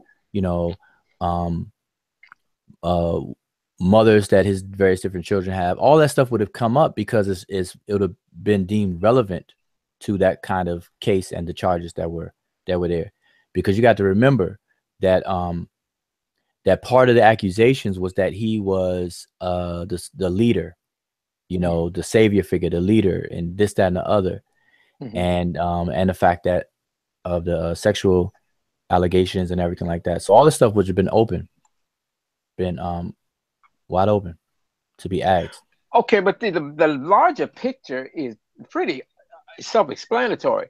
Here, listen, I got 2 points on this. One is this destroys completely any idea that he was this wisest man on the planet, that he had 76 they get back to this number, 76 trillion years of knowledge. You mean to tell me that all this boasting and chest pounding, that he's so brilliant, and the man didn't even have a high school diploma? This explains a couple of other things. One, why he always marginalized the validity of education. He always talked down on schooling, education. Education. Ed is a talking horse, and you go to school, and school is shul, which is hell. When you go to school, you go into a prison, and when you graduate, as opposed to graduate, you graduate, and then you leave college looking for a job. All of these little put downs of having a higher education, this explains that. This will also explain I don't know if you have any available that you can even put up, but this will also explain why any of us, when we receive letters from jail from York, because I have several, and I always found that the first time I got a letter from him, I always noticed that, was he in a rush when he wrote this? Because it's like really difficult to keep up, because words are misspelled, and you got typo. I mean, it's like chicken scratch almost. It's like, what's with his penmanship? Now, I'm not putting him down on those points. No, what I'm saying is, it just connects to a broader picture that this person was not what he professed to be. And he apparently had a number of enablers who kept this hidden, which I have to bring the question up. Didn't the sisters in the office know this? Yeah, definitely. Well, I mean, but see, you got to remember that the office, for those Nuwaupians, when you say the office, that's a huge entity, because the sisters rotate. They switch out. Who's there now may not be there next week. Who may not be there for the following, and so on and so forth. So there's a constant flow of who is actually working on what. But in general, yeah, a lot of things are known. That's what I'm saying. A lot of this stuff is known. This discovery, and see, so it's the accuracy of information that you are supposed to utilize as your basis to strategize and to know what you can and cannot do. Like, if you have no record of doing anything in service of Liberia, then why are you going to act like you have been, especially with what you're up against, the prosecution? They're going to make sure of everything. You can't just, so that's why that stuff is, it's didn't work in the past, not working afterwards, and it's not going to do anything for right now, period. That's just the bottom line.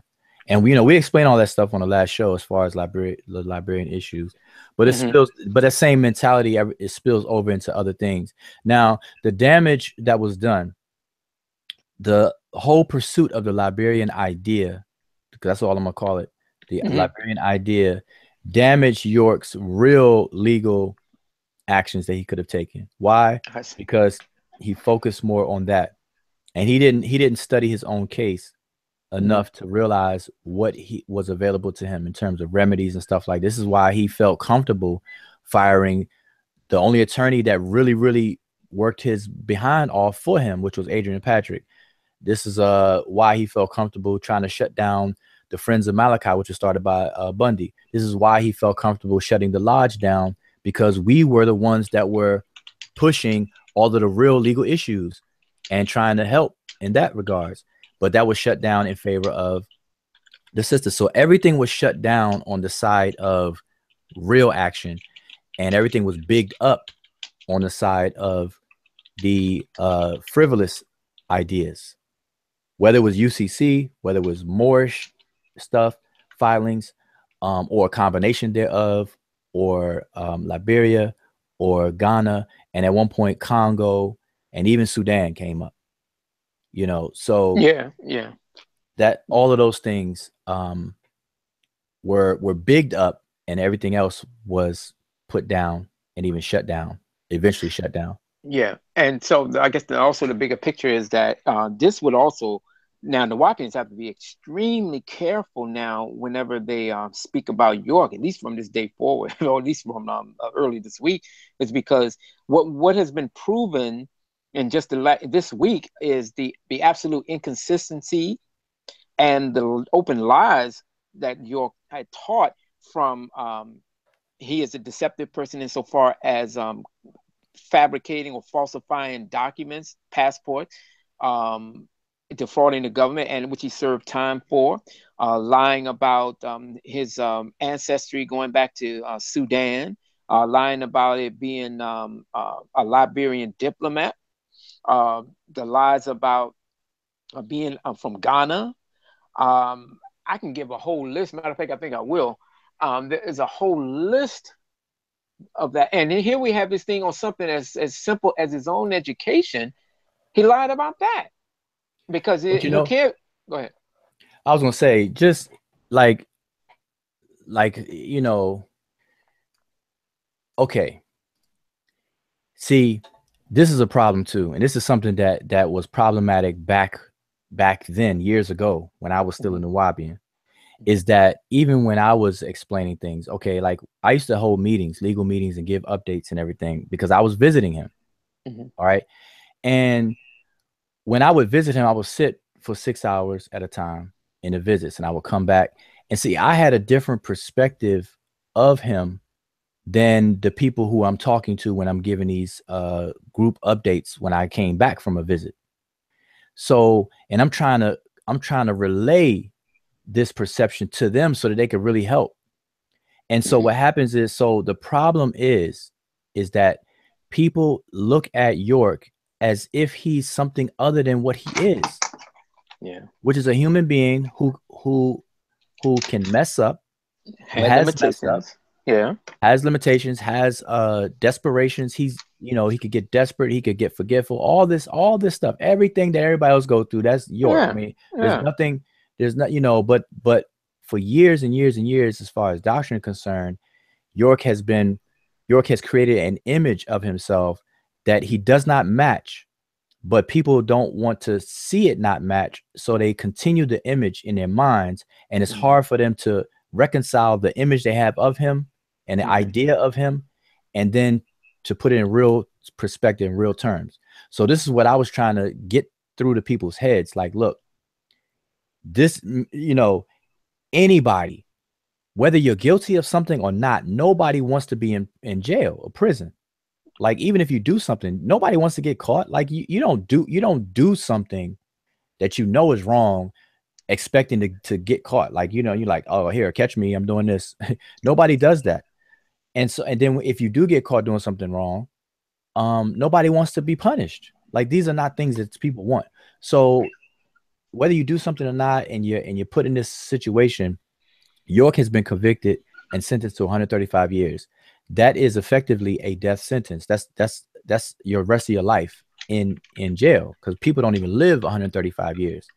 So I say all this to say that a person in York's position will, and understandably so, try anything to get out.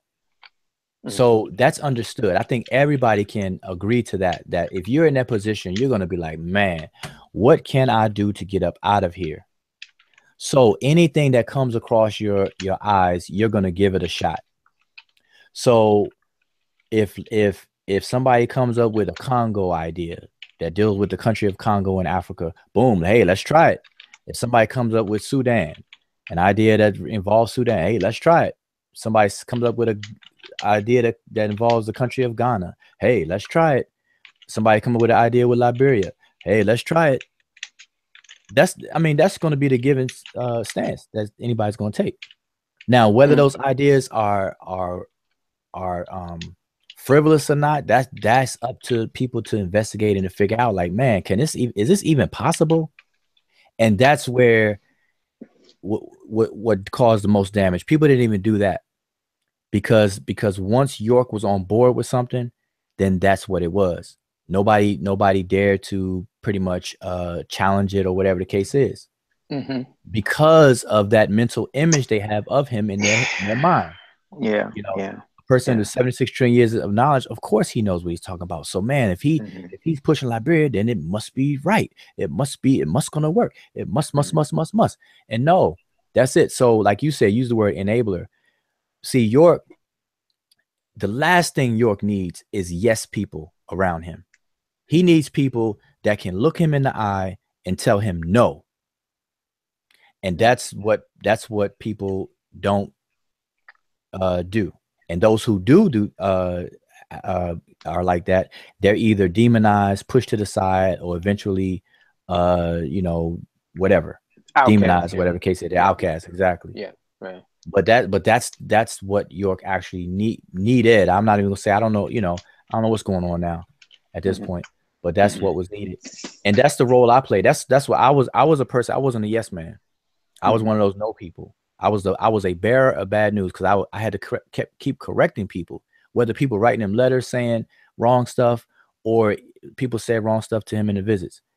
He always wanted my opinion about it, or what I had to say about it. He'd tell me what everybody say, and then he'll want to know what I find on it or feel about it, whatever the case is. And I told him straight out every single time.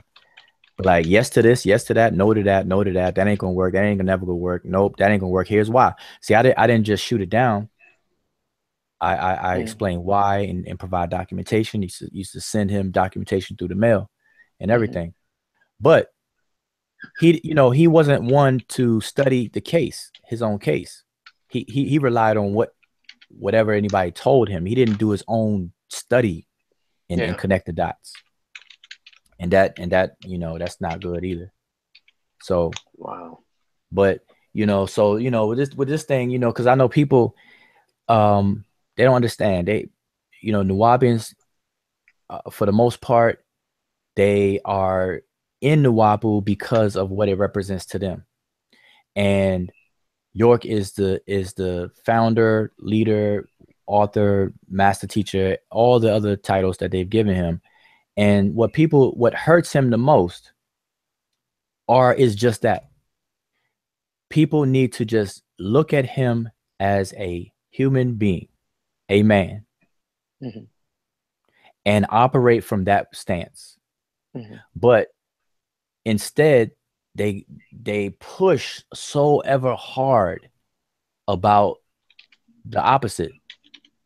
They make him to be larger than life, larger than whatever. And what that does is nothing wrong with that. But in his situation, everything is wrong with that. Like if he wasn't in this legal situation, none of this stuff happened, and nobody was accusing him of anything, and none of this stuff transpired, whatever the case is, then okay, fine. That's that. But in this situation, that's one of the most detrimental things that could have happened, because you don't get any real help. You don't get any help. If people are starstruck about you, they're not gonna help you. That's like your homeboy trying to rap, and you being his best friend, you're not gonna be honest enough to tell him, man, you can't rap, man. You can't rap. Pick another career. Like, people do that. People don't be honest with their own friends and family. Some people are, but some people not, because they don't hurt their feelings and this and that. But so with this situation, you know, one of the things that hurt is this constant larger than life building up of York. I understand that you know the doctrine has touched the hearts of people and have changed their lives and stuff like that. But man, you know, there's a lot of things that change your life. You know, your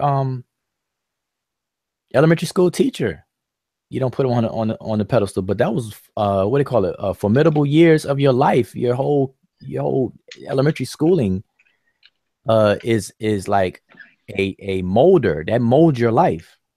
But nobody holds those teachers you know, on such high pedestals and stuff like that, to the point Yeah. where they don't look at them as human beings. They say, you know, he levitated in jail. Now, you know, we can get into that, but I mean, you wouldn't have time to get into that. But No, I all mean, of yeah, that if stuff. you no, no, no, hold on. If you want to cover that, I got a little bit more time for that. Yeah, but I mean, all that stuff. Well, that would go into other areas. Okay, never mind. No, No, no, no, no, no, no, no. But check this out. This is what I'm gonna say about that.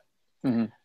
Let's just say York did levitate in jail, and he Mm-hmm. and he and he did pass um solid candy through the jail glass, and he did this and he did that. Mm-hmm. You know, um,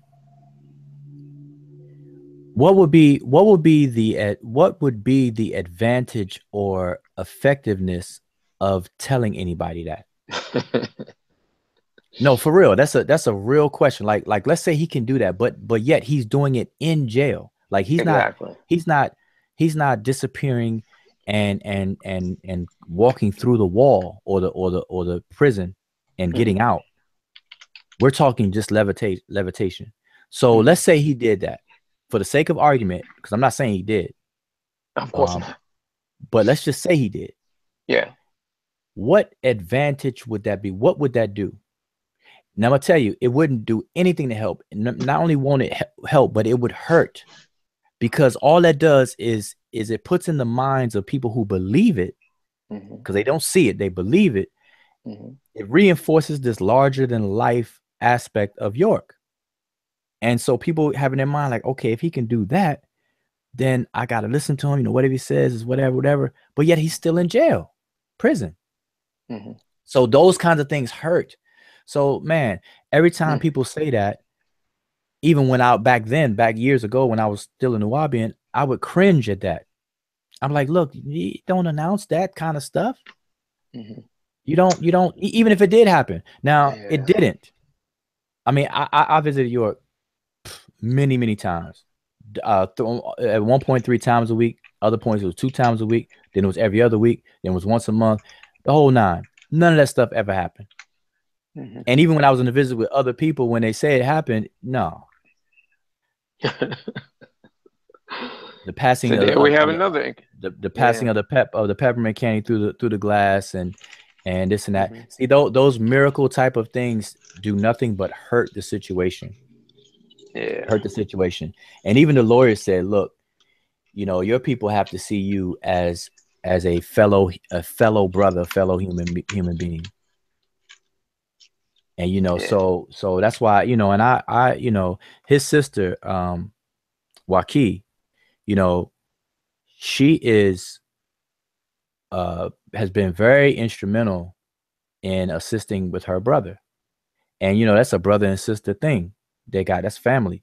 She's gonna help him. She's still there. She's been in this corner all of this time. I don't know what the deal is now. I haven't been keeping up, but to my knowledge, and so she, you know, and that's what a family's gonna do. Whether you know whether the person did something or not, or whatever the case is, family, you're gonna help out, make sure that you know, okay, if something's wrong, that they're not railroaded and whatever the case is, or help out or whatever. So she's been riding with that and everything, and it's a person like her that should, you know, push more for like, look, my bro, and she's done this in the past. Like I said, I don't know what's going on now and stuff, but it'd be, you know, it'd be iffy, it'd be in and out. But I've heard her do this in the past where she would say like, look, you know, my brother is sick, you know, he's this, he's doing this, he's doing that. She'll bring it down to earth again. And then you have other people that will build it back up. put you on the cloud, put York in the cloud. They got the pictures, they got the spaceship above his head, and this, that, and other. I'm like, man, none of that stuff helps. You know, people got to be really real and stuff like that, and understand that, you know, he's older, he's in his 70s, you know, all of those kinds of things. So people just gotta be real and deal with it and whatnot. So only thing at this point is like I'm just sharing this information so that people can make a well-informed decision on whatever route that they take, whatever they do. I'm by no means asking anybody to drop Nuwaupu, the doctrine, drop the organization, or how you feel about York. The bottom line is that he's not facing 135 years. He's not going to prison. These are all after the fact. He has been given 135. He is serving 135. He is in prison. So all of that is done. So, you know, people have to operate from that perspective. You're not preventing anything. Everything's been done. You're trying to undo something, and people got to be smarter with whatever it is that they're trying to do. And that's if anything could be done, you know. So I'm just saying, just so people can have a well-informed thing. So, you know, this last I don't talk about this stuff and you know, other major topics I may talk on and whatnot. But after all this is it. You don't expect me to talk about anything dealing with Nuwaupians after a certain point. Definitely 2017 or 2018. You're not gonna hear me utter the words at all, because that's just it. That's just a wrap, you know. But, you know, like I said, I have no problem with any Nuwaupians or none of that stuff. So and I've always helped out. I've always answered questions, and these questions have like come up real frequently now. That's another reason why I'm even saying something and coming on a platform like this to say something, because I'm not going to be having no people hit me up randomly every now and then. Like, I'm done with it. Like, you know, just like people want to quote me on these old videos or tapes and stuff like that, then hey, this is recorded. They can listen to this stuff, and then that's it. You don't have to ask me anymore. So that's what I'm trying to cover, any major points, and then that's it. They don't have to ask me directly anymore. Just listen to the audio. Just go to the audio. And if people need any paperwork, see, I gave all that stuff out. Don't ask me for no any paperwork or whatnot. I gave it to everybody that I possibly could. The office, the people who are still working on the case, the average Nuwaupians, met people at Kinko's, met people in parking lots, dished out everything. Even when I was still a Nuwaupian, I made sure to copy these different things, passed them out, all of that stuff. All the stuff is available. It's public. Whatever's not public, you know, you're not supposed to have it anyway. Just ask for it, you know, for whoever, share it with you, whatever the case is. I don't keep this stuff around. You know, it's not like I'm sitting here at the desk with Nuwaupian stuff around. That stuff is, you know, that stuff is gone.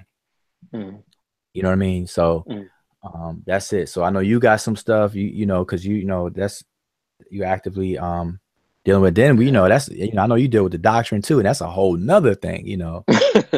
It never ends. So I'll stick with it for a little while longer. But I make sure we have this thing well documented, so people can just randomly go to it at any time, because it's going to still be going on, because cults have existed for multiple years. So it'll be going on even while I'm gone. But at least people have a more informed alternative, at least to get some clarity and hear both sides before pursuing whichever direction they choose to go in. Hey, but before we shut down real quick, you know, anybody have questions, man? Because like I said, I am not going to be talking about this after this, and you know, people could listen to this, and then some people may say, well, you know, who made you an authority on what you're saying and stuff like that. Look, don't look at me. I am not portraying myself as an authority or a lawgiver or a dictator whatsoever.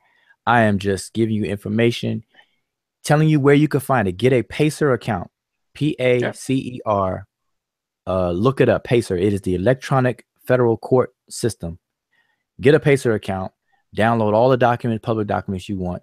Go to the Macon courthouse, get them in person. Go to Putnam County Courthouse, get the state documents in person. Get all the stuff in person. Read it, study it yourself. Period. That's it. Don't rely on flyers, or what people say and this and that. Whatever they say, you make sure that they back it up, give you documentation. If I tell you that York was arrested and convicted in 1988 for trying to defraud the United States government with false documents, then if I say that to you, you ask me, where's your proof? Or what are you relying on to make that statement, Brother Ampu? And then require me to show you. And then if I don't, then that you make sure it's known, like, okay, I hear you say that, but you're not demonstrating anything to back that up. So I can't accept that until you do. That's how you do it. Do that for everybody. If I say it, I'm going to back it up. So I'm not an authority or dictator, lawgiver, whatever, but the stuff that I say, I back up, and you do the same. You look into it. That's it. That's it. So, you know, and that's, and what I just mentioned as an example, which is a 1988 arrest of York for falsifying documents. See, that doesn't look good when you're discussing current documents that look suspect in terms of a Liberian passport with a jail picture, handwritten and stuff like that. You know, these things don't look, it just don't look good. Yeah. It just doesn't look good. Well, now with these recordings, and they'll have something to work with and get some clarity, because the organization certainly is not telling them. I mean, it's this whole GED thing. They didn't even give that information out. So you can see that they're hiding something. Yeah. Well, you know, there's other issues about the case. I'm trying to think real quick of a question that was asked. I would want to make this clear too, because there's videos, you know, you got the behind closed doors or whatever that title is of that documentary. You got documentary, I mean, you got clips of the attorney and the Elder Bundy speaking and stuff like that. And then you know, I'm asked, you know, do I think that York received a fair trial, and so on and so forth. Even on the Brother Kidar's show, Nuwaupian Assassin show, they asked me. And see, people ask that because they want to skip over the content of what you're saying in real time. And that's fine too, because there's answers. But, you know, the thing about York's case, what stands out is his guilty plea. And his guilty plea was publicized. And because of that right there is a major reason why a fair trial is very difficult in his case. And that's why the change of venue took place. It wasn't tried. The trial didn't take place in Macon, where all the court hearings and everything took place. It took place in Brunswick. And there's almost a risk of something happening there because of the parade and stuff, the Brunswick parade. And the judge felt that Nuwaubians was trying to taint that area and whatnot. And because of that, they ordered an anonymous jury panel. We weren't allowed to be in the same trial room itself. We were upstairs watching the trial on television cameras. You know, they had cameras in a room broadcasting it upstairs. You know, so all of that stuff. So that, you know, there's things that's done, and then there's reactions to them. You know, so people just have to understand that. So those people who are still trying to help, still doing things, you know, if you're trying to help and whatnot, listen, just study. You know, Nuwaubians will say that they'll call the religious beliefs that Nuwaubians believed in at one time, they will call them isms. So they'll say Muhammad-ism, Christ-ism, Moses-ism, and all these isms and stuff like that. They'll say, well, that's outdated information, or that was just a school. And now they're on to whatever right now. They're Nuwaup, or Nuwaup, or whatever the case is, and everything. Well, from 2002 until now, Nuwaubians should have entered the school of legalism. So you got Muhammad-ism, we got Moses-ism, Christ-ism, and Muhammad-ism. Well, that next school should have been legalism, because Nuwaubians need to master the law and the court system, the judicial system, if they ever plan on trying to help York. And had this been the focus and the push, the real push, then more people would understand what could be done, what can't be done, why it can and why it can't be done, and how to strategize and all that stuff. They wouldn't pursue frivolous things like library, like York being a Liberian diplomat. What is that going to do if you don't have immunity? It means nothing. It means nothing. Citizenship, it means nothing, because York, it was a United States citizen. Period. I mean, you know, so anyway, I ain't gonna go on and on, but I'm just saying, I'm trying to, you know, let Nuwaubians know, because see, Nuwaubians, see what happens is people are gonna be told not to listen to this and not to watch this and not to listen to the brother Chuck, not listen to the brother Ampu and this and that. That's what some people are gonna be told. And they're gonna be told because they're gonna be like, all those brothers are just slandering, those brothers just hating. Oh man, they ex-members, they bitter, they disgruntled. These disgruntled ex-members, they just want attention and stuff like that. Man, believe me, it's 1 o'clock in the morning right now. Listen, I am not doing this. I am actually doing this. I'm actually discussing this to inform people so they can have a more informed decision. So I'm actually helping. I'm not slandering. I don't call York out of his name. I hear people call him out of his name and say this and that. I don't even speak on whether he's guilty or innocent. You know, I've never answered that question. Anybody that asks me that question, do I think he's guilty? Do I think he's innocent? I don't even answer that question. So to this very day, can't nobody say I slander York, because the word slander has to be untrue. All I do is give information about the legal situation in the case. Doctrine is a different story. In terms of, you know, we can address that another time or whatever the case is, but on legal stuff, you know, that's it. Yeah. And if people don't like it, that's fine. Don't like it, but you can't say that it's slander if it's not wrong or whatever. And the only reason why it's being brought up is because you got to operate from what's real. You can't create this fictitious anything and then operate from there. You know, it's like somebody believing that they, you know, Superman, and then walking across a highway, a busy highway street. That's, you know, you're gonna get hit. Yep. Hold up. SKN4U26. You don't answer because you are still under Dwight York's spell. That must be it. No, I guess somebody else. I think that's for somebody else. Yeah, I mean, I don't think somebody. That's somebody probably under 20, because the only way I can make sense of people making certain statements is I could just chalk them up as being very mature, immature, young, and I just don't even deal with that. So anyway, but that's the deal, man. So you know, for those Nuwaupians who you know, who are still there, want to, you know, it's all good.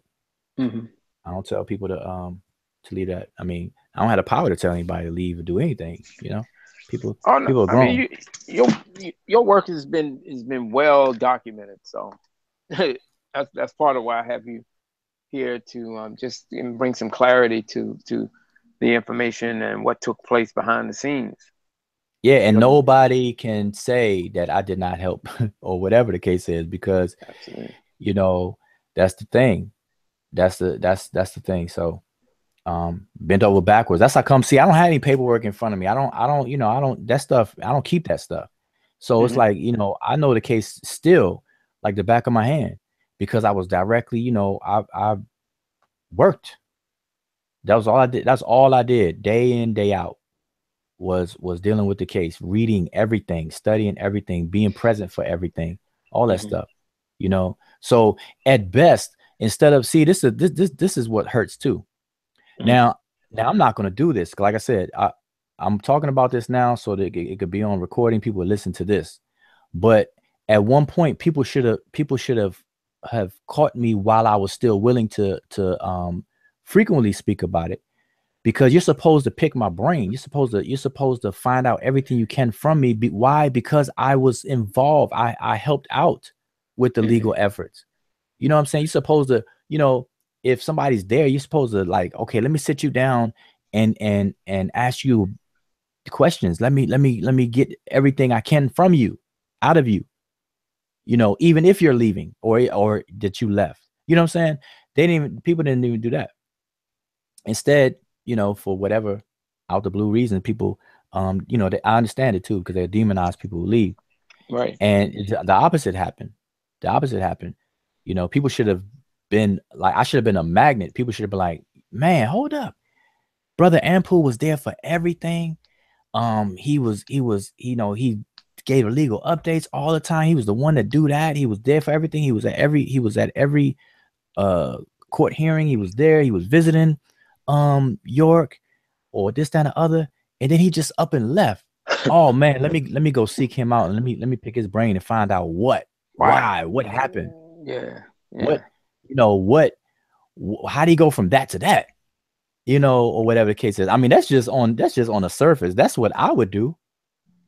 That's what I would do. Like I felt that way, like when people left, like, you know, when I was living on the land, this is before any of the criminal accusations were ever made. You know, you're living on the land and people have been living there longer than you have. So I move on the land, I'm on the land, and then I see people who have always been there leave. Like they pack up and leave, either get kicked off or they left or whatever. In your mind, your curiosity gonna be like, dang on, why are they leaving? Yeah. You know, like are they did they get kicked off or are they leaving because they want to leave? You that's know, that's how I felt about Wale. I say, what? Wale's gone? yeah. I So want to your talk to first, him. yeah. So your first question be like, man, if they leaving on their own, man, what's making them leave? Like, I want to know, like, you know, because in your mind you're like, man, I would never leave this, I would never do this, and you expect other people to be the same way. So when you see somebody leaving, you're like, hold up, what's going on? But that doesn't happen, man. People are the opposite. They are demonized. Yeah. And I've seen it. Anybody leave, you're demonized. Oh man, they're Every bitter, they're time. hateful, or this, that, you know, something is created and said. You know what I'm saying? So Yeah. I know the same thing was done with me. But listen, I left in 2009. Nobody knew I was leaving. It was one day I was there, next day I was gone. It was just that simple. Nobody can ask anybody anywhere around me or wherever. Did I ever say to them or mention to them that I was leaving? Nobody. It was completely unexpected by any and everybody. So I didn't even give nobody a chance to build up any demonization until months and months and months later. I've heard it all too. They said the people said I left. I had a nervous breakdown. I broke down. I was. They say I lost weight. I did this. I mean, I heard it all. They say I was an agent. FBI, CIA. I get it every day. I get it every day. I'm an agent. My agent role was up, so I got pulled back by the agency. I heard it all. I heard all those kinds of things. But there's some kind of mentality for these people, you know, these cult groups. If someone broke off and will talk about what they knew from their experiences, in the members lash out and put all kinds of lies and rumors about them. For what? It doesn't change the information that's been verified about the organization. It's not going to work. The same way they were with me. I mean, they've said all kinds of stuff about me, and it's but going to continue. I'm still moving, and the information is still coming up there, and it's irrefutable. And so they just got to get with it. I mean, it's just to be expected. It's like a relationship, and it happens in relationships, just regular boyfriend, girlfriend, husband, wife type of relationships. When you with somebody and y'all split up and break up, you know each other so well that, you know, you could turn back like, oh, you full of it, or whatever the case is, and you're gonna just demonize the person to your other friends. Why? Because you have to justify. See, this is the thing. See, people have to justify why a person leaves. Yeah. And like me, for example, I use myself and speak for myself. They have to justify why to the remainder people that's still there. They have to justify why I left, because you can't just leave it unnoticed. People notice when I left, and so some explanation got to be given. Nobody could just say nothing. Like, wait a minute, what happened? You know, get hurt, get a car accident, something happened. What, you know, whatever the case is, something got to be said. So the best thing is to demonize. That way nobody will come and listen to anything. And that was all good. That was fine for me. It was okay. But Albert asked me how long it take me to finally leave. Nope, it was a day. It was one day to the next. One day, the next day I was out. I was done. I was gone. And see, the thing is, I made sure everything was still moving slow. I didn't want anybody to come and say, I left, or I'm holding paperwork hostage, or I'm holding this, or whatever. None of that stuff. I made sure everybody had copies of everything else, everything, the office, from the sisters in the office to the brothers in the brotherhood, or the defunct brotherhood at the time, the sisters in the sisterhood. I think they had at that time, it was the order of feline order or something. I said, hey, here y'all go. It's the whole thing, everything. What else y'all need? Even after I left, I was still meeting with key people at IHOP or at whatever restaurant. We'll hook up and meet somewhere to ask me questions, or make sure I make sure they had all the documentation. Like, look, what do you need? I either tell them where to get it from, or if I had it, they got it. That's it. Because I wasn't holding on to that. I'm like, man, I don't need any of this stuff. Y'all still here. I'm done. That's it. I can no longer assist. That's it. Bottom line. So anyway, that's it for me. So okay. All right. Well, I was think that's trying to see going if to. anybody had questions on here, but ain't nobody. Yeah, nobody nobody really asked any questions. I don't think there's much more to be asked. It's all out there. Yeah. How about you? Are you with the Almond Rock Squad? So I know. I don't. I mean, I defended him for years. Oh, that's very interesting. If anyone should know whether he is guilty or not, that would be you. So why are you afraid to simply say the man is guilty? Let me read this. He said, and if anyone should know whether he is guilty or not, would be you. So why are you afraid to simply say the man is guilty? All right. Now, I don't know how old this person is. Like I said, I already see this person as immature because of the comments that's made before this. But I want to address that and how kind of nonsensical it is, because I'm not a victim of York. York never done anything to me that remotely fits with anything of that he's being accused of or whatever. So one, why would I be, if anyone should know, I would know. Why would that be said when I'm not a participant, I'm not a victim or a witness of any of that? So that's number one. So that's what makes it silly and everything. And there's a side, why are you so afraid to simply say the man is guilty? That must mean you say he's guilty. But listen to this and listen very clearly. Malachi York, Dr. Malachi Z. York, and all the other names, himself said on 2 different occasions, on 2 different days, in 2 different venues, that he was guilty. So my opinion does not matter one way or the other. So because my opinion does not matter one way or the other, what I do, and have always done, I never answer that question. 1. 2, I provide information to put individuals in a position of being a juror so that they can look at all the documentation, evidence, lack thereof, whatever the case is, and make up their own mind. I am not a mental police where I try to, I'm telling you what to think. I'll give you information and you make up your own mind, period. And I can't get any more clear than that. But for the record, you could look at the record. York himself said that he's guilty. And in the federal venue, his guilty plea was rejected by a judge. It was not taken back from him. It was rejected by a judge. In the state venue, his guilty plea is still on record. Never rejected and never withdrawn. It's still in place. So that's what I have to say, to that comment, and to make it clear for everybody. Don't worry about people's opinions about whether he's guilty or not, because if if one of the victims were on this platform right now, they will have a different, they will have a totally different Mm-hmm. And speech mhm. speech for you. And Hey, they yep, could speak for themselves. They absolutely. can tell you what's what, how, where, when, why, all that stuff. They could tell you bumps he may have had, birthmarks in private places, all that.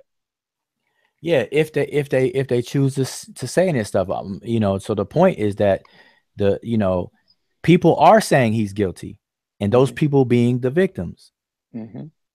So how you going to ask somebody who's not a participant, not a witness, and not a victim for their opinion over top of the opinion of somebody who is a was there, participated, and a victim? That's silly. That's, I mean, that's what I'm saying. I don't understand how people's Yeah. logic is set up and everything like that. And then, you know, like I said, besides all that stuff, the opinions don't, my opinion doesn't matter. Mm-hmm. Nuwaupian's opinion don't matter. Like the entire Nuwaupian organization is pushing that York is innocent. But listen, 12 people thought he was guilty. Mm-hmm. He's serving time because they thought he was guilty. He's in there now. So whether they still think he's innocent or not, uh, is not having a bearing on the current situation. That's it. And see, this is the thing. Like I said, I try to put people into position of being a juror, but you also got to be in a position of an attorney. Even attorneys, when they deal with clients, some attorneys don't even care if the client is guilty or not. They want to make sure that the due process takes place and their rights are protected and so on and so forth. Even if a client is guilty, the defense attorney, because some people ask the question, how can a defense attorney defend a murderer or defend this or defend that? And you ask them and they'll tell you. Most of them will tell you pretty much around about the same thing. You know, even guilty people or people who commit crimes and have broken the law, whether it's a minor law, major law, whatever the case is, uh, as an attorney, they represent them and make sure that the due process it takes place correctly, accurately, and that there's no mess ups. It's the protection of people's rights, you know, under, you know, as citizens, as, you know, through the judicial system as best as possible. The system is not perfect. By no means is it perfect, but Mm-hmm. these people do their best, or supposed to do their best, to assure that you're getting that everything takes place correctly and stuff like that. So either way, and that's the thing, Nuwaupian should study the system and operate accordingly, according to what's real, what's possible, what's not possible, and all that stuff. And that's it. And Exactly. the Exactly. Liberian issue was never designed to work in the first place. Mm-hmm. And it's really frivolous. It's frivolous. That's it. Bottom line. The MLK having trial open on MLK Day, frivolous. The misnomer, his name being Dwight York, frivolous. Period. This is nothing new. I've been saying this from way back then. Over 10 years ago, I was saying that. Frivolous. His name was Dwight York. He got legal name change, and he has a record under that name. So I mean, you know, your aliases follow you. When you get a legal name change, because see, the law doesn't allow people to change their identity to try to hide their past. Mm-hmm. And so when you get a legal name change, that's part of the stipulations, that when you get a legal name change, you will be given that name. Just like women in this country, when women get married to men, a lot of times the woman will change her last name over to the last name of her husband, and it's done right there on the spot through the whole marriage procedures and stuff like that. But at no time, that's why they say, what is your maiden name? Like on some applications and certain things, they will ask a woman, well, what is your maiden name? You know, Mm-hmm. because your names follow you. They don't want you to do this and that and supposedly try to create this whole new identity, because there's people who will try to do that to hide things that they've done in the past or whatever the case is. And you know, the Mm-hmm. law doesn't allow for that, for Yeah. good reasons and whatnot. Like, for example, if you have a child, let's say you got a 4-year-old baby and you want to hire a babysitter, and you vet the babysitter, you get them to fill out application, and you run a background check on them because you want to make sure that they're okay. What if the law allowed anybody to change their name in an effort to just erase anything they've done? Now, this babysitter that you're about to hire, they are a murderer. They killed 9 people. They've been, or whatever, I'm exaggerating, but let's say they're a murderer and everything, in this, but they change their name and there's no attachment to any of that history. So here you are vetting them, you run a background check, it comes back clean, you hire them, and then something happens to your child or whatever. Now I'm just giving that scenario as exaggeration, but these are the reasons why certain things are in place, so that they can't be abused. And so that's why when you legally change your name, you got to put your ad in the paper or whatever. Depends on what state you're in, different procedures. And it takes a while. So you got to ask permission to change your name. You got to go to court. You got to file a petition to change your name, and do all kinds of things. So anyway, wait a minute real quick. He said the prison says Dwight York. It does not say anything but Dwight York. Yeah, I mean, like I said, that's frivolous. So but he's right. It says Dwight York. He's in there as Dwight York. But they know him as Malachi as well, because when he was in other prisons, he was receiving mail as Malachi. People wrote him letters, Malachi. As long as you put the inmate number, 17911-054, you put that on there, he'll get it. Yep. When it comes to accounts and all that stuff, that's a different story. But anyway, I know you gotta go. Yeah, I gotta go to bed. Yeah. All right. So I appreciate you coming through again. I appreciate the people who showed up. It's going to be up on the website. So I'm sorry, it's going to be up on the YouTube channel. Don't worry about it. You can always go back, read it, or watch it, study it, and do what you want with it. I would suggest pass it on, because there's a whole lot of people out there that need to know this information. At least be able to make an informed decision on where you want to go. That's my contribution, and that's what the brother's putting out there, just for you to be able to decide based on the evidence that's supplied. Because in Nuwaupian certainly not giving you anything as far as giving you clarity on Malachi York and his background, etc., other than the nonsense about being from another planet. But that's about it. Sorry, I see some folks are coming in, and so we're getting ready to pull up out of here. Hold on, I just want to make sure no good question, because I'm actually seeing people who on the last show had some I said never some decent questions. I mean, because see, I think you got 50 people watching, and I don't know who those 50 people are. But at this point in time, if you have a question, this is the time to ask it, because like I said, I'm not trying to portray myself as the authority, the lawgiver, the dictator, or the know-it-all. I'm only passing what I do know and what I can back up and what I have backed up. And it will help you, Nuwaupians. It will help you in making an intelligent decision on what to do, what you can't do, whatever the case is. Period. You'll realize these things, whatever the case, So that's it. So I'm looking at the thing. I see Nefer Ahat and is back. She said they're not to be used as government documents or government identification. Oh, I'm not sure what they are what she's referring to.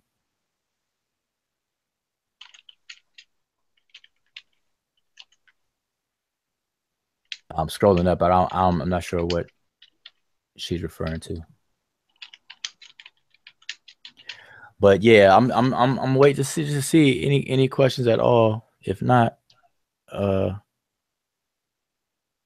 on, let me check something here.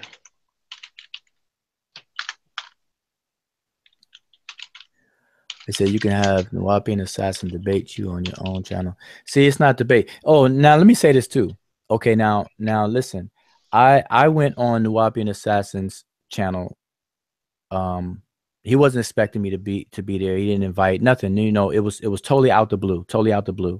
So I just showed up and typed in the comment if I can get the link to come in there and say something, because I heard that he was mentioning my name. So I'm making myself available to have a discussion. That was it. friendly discussion, mature discussion, and it was cool.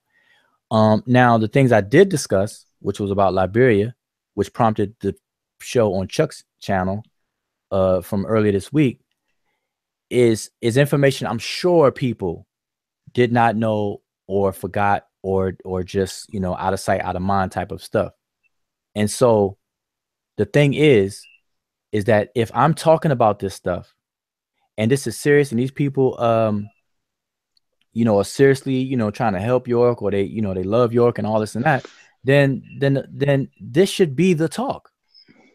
You know, like if I was him, now I know I'm not, and I don't think like him, but if it was me, I should say, then my whole show, my whole channel would be dedicated to this topic for a while. Like I would be bringing this up for, you know, quite a few times, like for a week straight at least, not jumping off to whether Polite can be back as a Nuwaupian or not, or whether whatever, you know, the titles I saw on the channel. You know what I'm saying? So because these are things that are serious. Like if you're going to pursue this and dedicate so much money, man, millions have been spent on all these different legal efforts, you know, and nothing's been done. Millions, I mean, money has been spent on trying to transfer, trying to do this and trying to do that. This stuff is like over 10 years old. This stuff was going on when I was still in Nuwaupian. I left in 2009, and it's almost 10 years since I left. We're in 2017. So we 8 years. I left 8 years ago. And it's still talking about the same stuff, frivolous stuff. And by frivolous simply means that it has no bearing on something. It, you know, it's neither here. It has no effect. It's not gonna have no effect. Has no merit. It's frivolous. You know. So that's that. I'm trying to stall to see if any I'm hoping that somebody, if you, I'm getting ready to pull up out of here. I mean, you can take it from here. I got to jump in bed. I got to get up in a couple of hours. Nah, I'm out. It's 2 a.m. So it's 2 a.m. Oh well, you know, it's so about 8 o'clock over here, so it's my bedtime. All right. So yeah, I would say farewell to everyone, you know, and like I said, I may discuss some other major issues just to get it recorded and on record, because I don't mind. See, I extended myself even after I left. People who knew me, who knew enough of me to reach out to me and ask me questions, I had no problem answering their questions. Nobody can come to any Nuwaupian and say that I've been nasty or refused to answer questions or whatever the case is at all. If anything, they have to say the opposite. They say, hey, that brother extended himself. And I'm not even a Nuwaupian anymore. So that just shows you, you know, I could care less about who's a Nuwaupian, who's not, and all that kind of stuff, you know. But you know, it died out. Like people would come and hit me up, whether it's on social media or whatever case, ask me questions, and I would answer it, and I would say whatever. And then it died down. It died down to where nobody was asking me anything for a while. But now all of a sudden, not all of a sudden, but now it's picking up. So that's another reason why I'm doing this, because listen, I'm not going to be doing this. This is it. You know, this is it. You know, I'm just sharing information.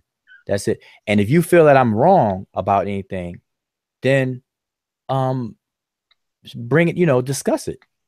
That's it. And, you know, no need to be mad, or for me to even get mad. If you say, oh, Ampu is wrong, you're wrong. You know, you could shout it as hard as you can. It's not going to make me upset or mad, because we should be mature enough to have a discussion. So if I'm wrong, just show me I'm wrong. You know, if you say that the sending state is the one that gives diplomats immunity and not the receiving state, just show me. See, I can say that real calmly. Just show me. That's all. Just show me. Be in the conventions, which article. I want to read it. That's all. Just show me. Or you read it to me. Yeah. That's it. Yeah. And that's my new position. That's what I'm taking at this point. Nefer Ahat, and I haven't seen hardcore facts that prove without a shadow of a doubt that Dr. York is not innocent. That's becoming the key word, beyond a shadow of a doubt. Well, let me just say something about this. Nefer Ahat, and although you did not say this, but this is the basis for people making those kinds of statements, for some reason, people think that you have to have DNA evidence, because if you look at people's comments, not yours, but if you look at people's comments, all throughout social media, whatever, Nuwaubians will say there was no DNA evidence, and so they will say he's innocent, and then the reason is there was no DNA evidence. There was no DNA evidence, and that is to say, as if only DNA evidence is required for a conviction. And that is so far from the truth. People don't even know that testimony is evidence. You got different kinds of evidence. Look it up. Circumstantial evidence, testimonial evidence, and whatever else other kind of, there's a different kinds of evidence that come into play. And all of that is weighed. That is weighed. And it's 12 people that make that decision. So prosecution and defense are trying to convince 12 people. They're not trying to convince each other. Like Adrian Patrick wasn't sitting there trying to convince the prosecution that he was right. They're both sides are trying to convince the jury pool, the jurors, Yes. and that's what it's about. So now when people like Nefer Ahat An, when you say that, go back, you said I haven't seen hardcore facts to prove. So now let's look at the words you're choosing to use. You say hardcore facts. You didn't say I haven't seen facts. You qualified the word facts with the words hardcore, and then you say, be without a shadow of a doubt that York is not innocent yet, and things like that. But again, none of that really matters if you were not there to see every single thing that the jury saw. So there's a difference. So your opinion versus the jury's opinion, it would only be valid or comparable if both you and the jury saw the exact same stuff. And until that happens, excuse me, until that happens, there's, it really doesn't matter. You know what I'm saying? So hope that's understood. But now, Nefer Ahat An, in saying that, what do you say about York himself admitting on 2 different days in 2 different venues that he himself is guilty? Is that hardcore enough for you to hear him say that? And for him never to withdraw either one? In one case, the federal, it was withdrawn by the judge, or rejected, I should say. And in the case of the state, it's still there. So what would you consider? Would you consider that hardcore or not? That's just a question. That's just something logical. I'm still waiting for her to respond to that. I don't see her responding to it. Yeah. So that's the general escape route that Nuwaupians or York sympathizers resort to. Well, where's the DNA evidence, or hardcore DNA evidence, when they don't even know what the evidence is? Because when I point out to him that there were multiple pieces of evidence that was brought out before the jury, and as you're going through the transcripts, you can see it, or you can as this being depicted as the events are taking place. But they don't know. If you ask them about this or that, they don't know anything about it, so they don't even have a foundation to make the statement. Right.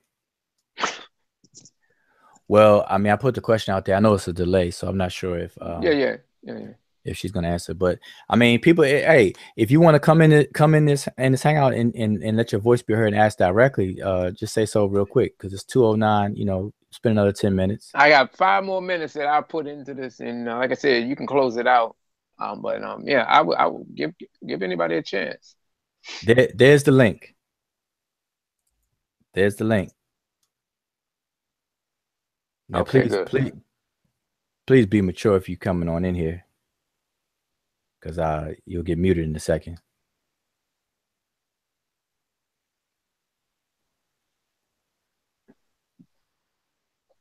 Yeah, so Nefer Ahat An Yeah, jump on in. It'd be good for you to. That's why I'm asking you to find out the truth.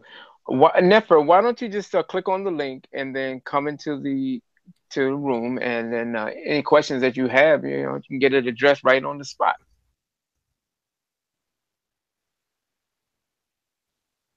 One, two, three. We'll see. We'll see. I'm gonna put it on. All right, hold on.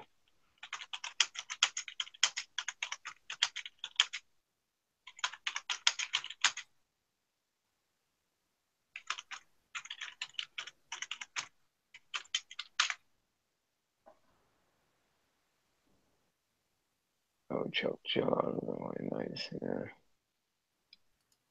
One, two, three. So, Nefer Ahat and or anyone's skin for you 26.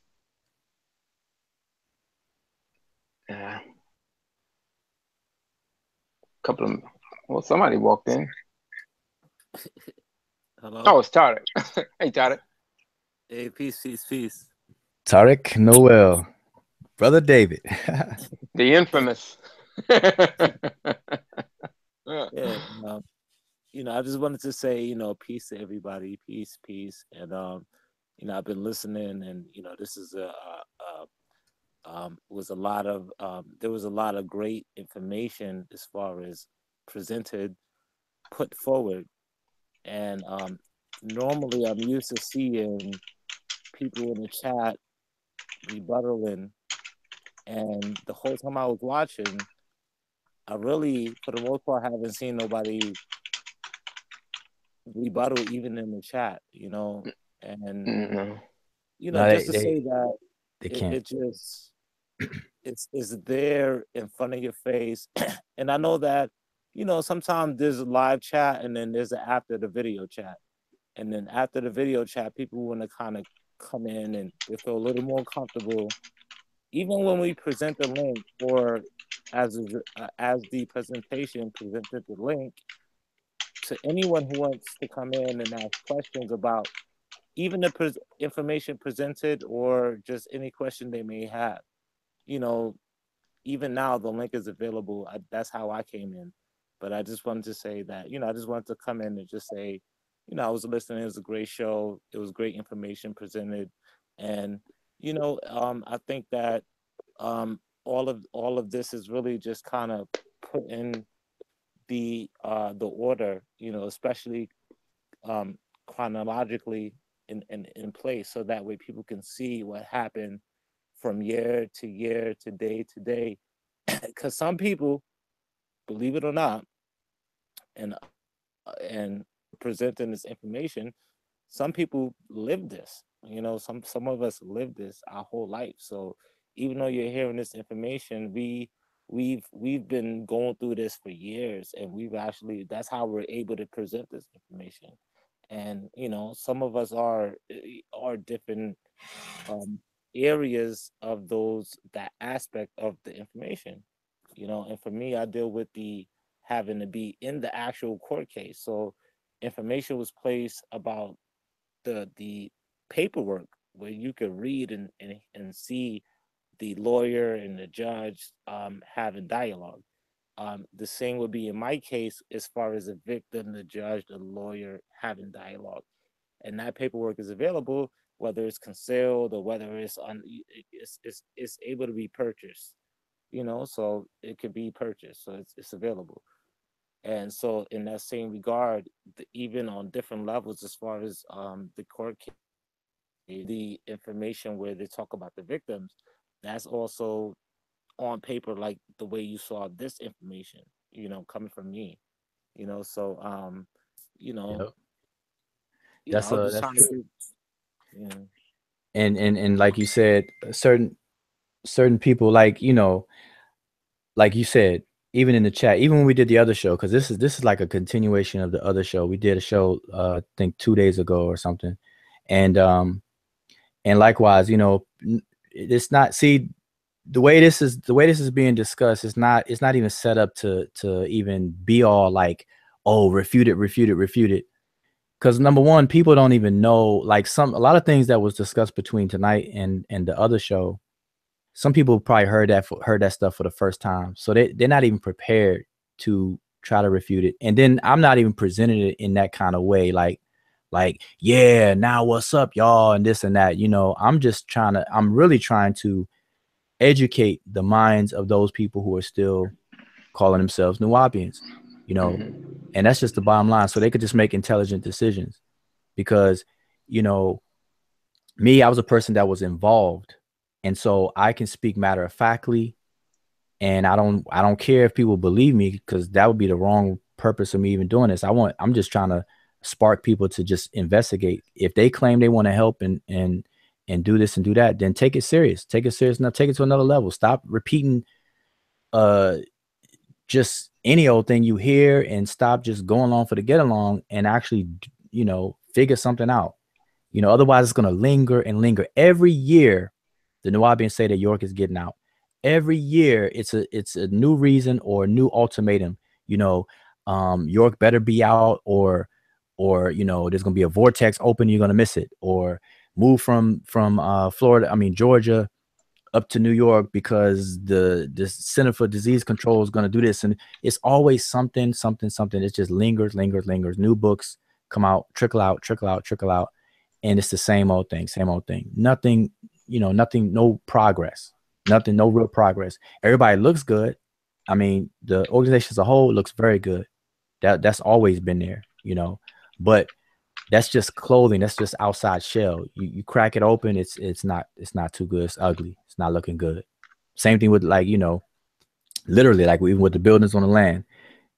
When the land was there, the buildings look very, very good, elaborate, looking real nice on the outside. You step inside in certain buildings, you're like, wow, like, oh my goodness, So, and same thing with the organization as a whole. On the outside looks very good, but where's the real solid, progress and this and that? So, offering information and whatnot.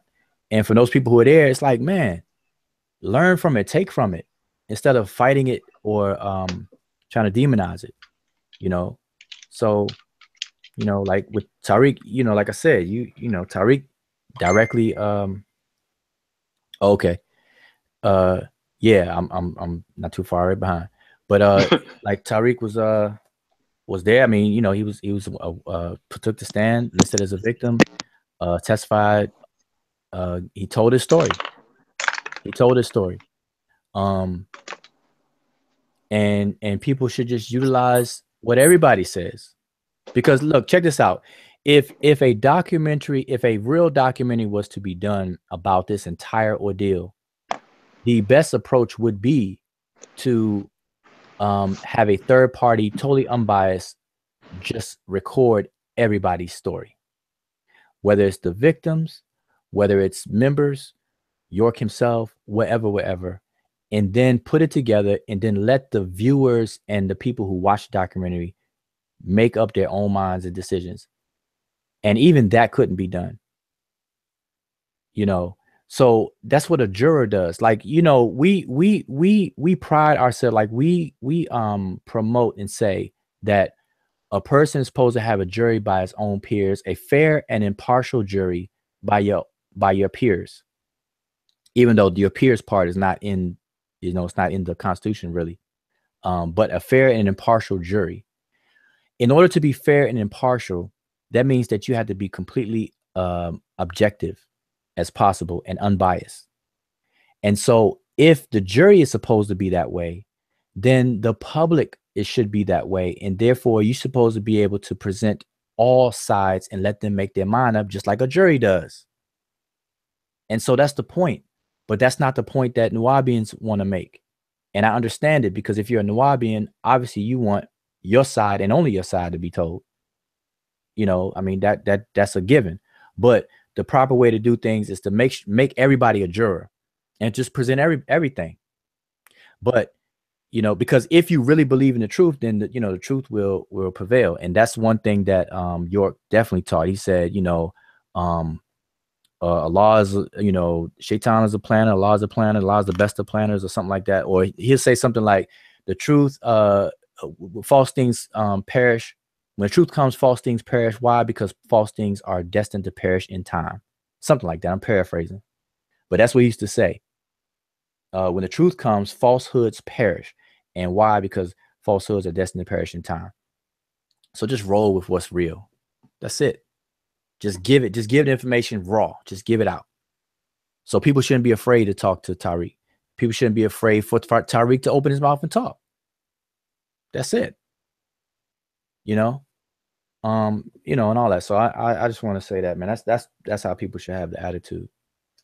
And then check the logic. I mean, people, Tariq, I've seen people ask you questions that are very, very illogical. Like they will ask you, well, why did you sign this paperwork saying that nothing happened or whatever the case is and stuff like that.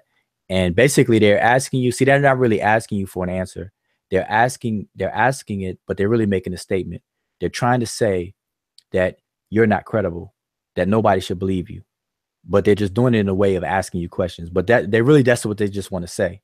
You don't even have to say anything. That's just what they want to say. And since that's the case, then the same thing has to be applied to York himself.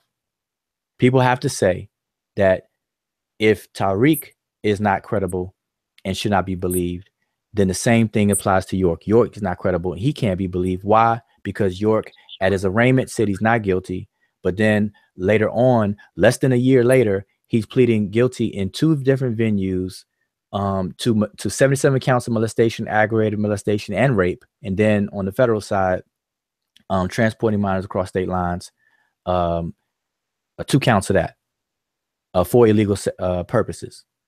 So and he never pulls them back. The judge rejects one. One is still on record, and then has a trial, is convicted.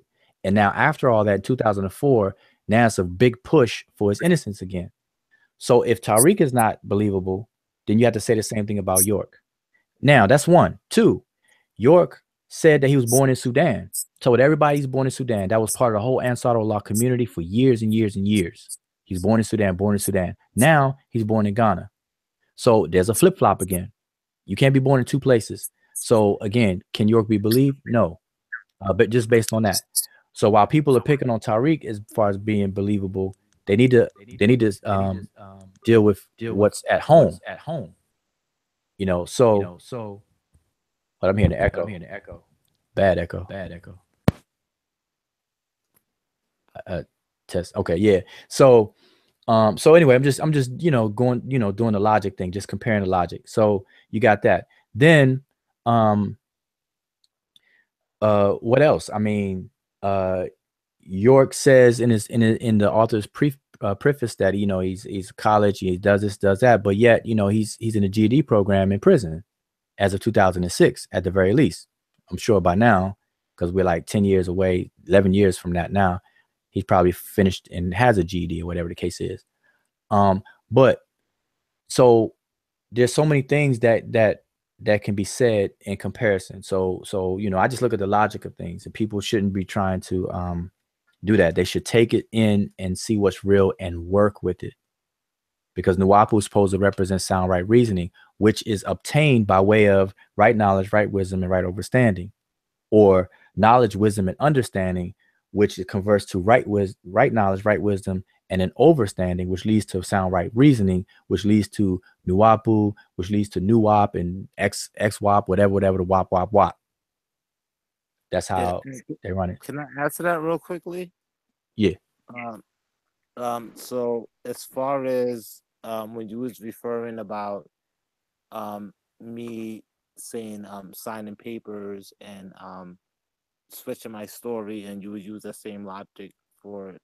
So when and if you investigate when the situation was, or the times where I did say something different, if that Nuwaupian or whoever investigated, any person did their due diligence, they will lead to Dausa York as far as being the one on the other side of me signing that paper.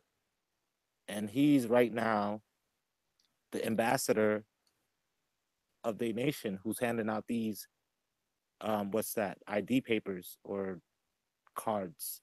So logically, if he was, and I would probably have my side of my story of what happened, and he would have his side of his story of what happened.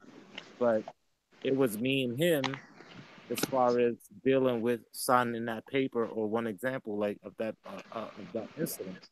So if they did their research, it would lead to that. So then they can ask me questions, and they can ask him questions about that incident and see what really happened. But you know, that's what my point is that that's not even relevant, because if you know the fact that somebody would even ask you that, because only reason why people bring that up to you is to make a statement of the fact that you're not credible, you're not believable. And then once you show them the logic, you just say, all right, well, if that's the case, then um what about those who testified on York's behalf, who are listed as victims, because now they have publicly said that they lied at trial and that York really did molest them.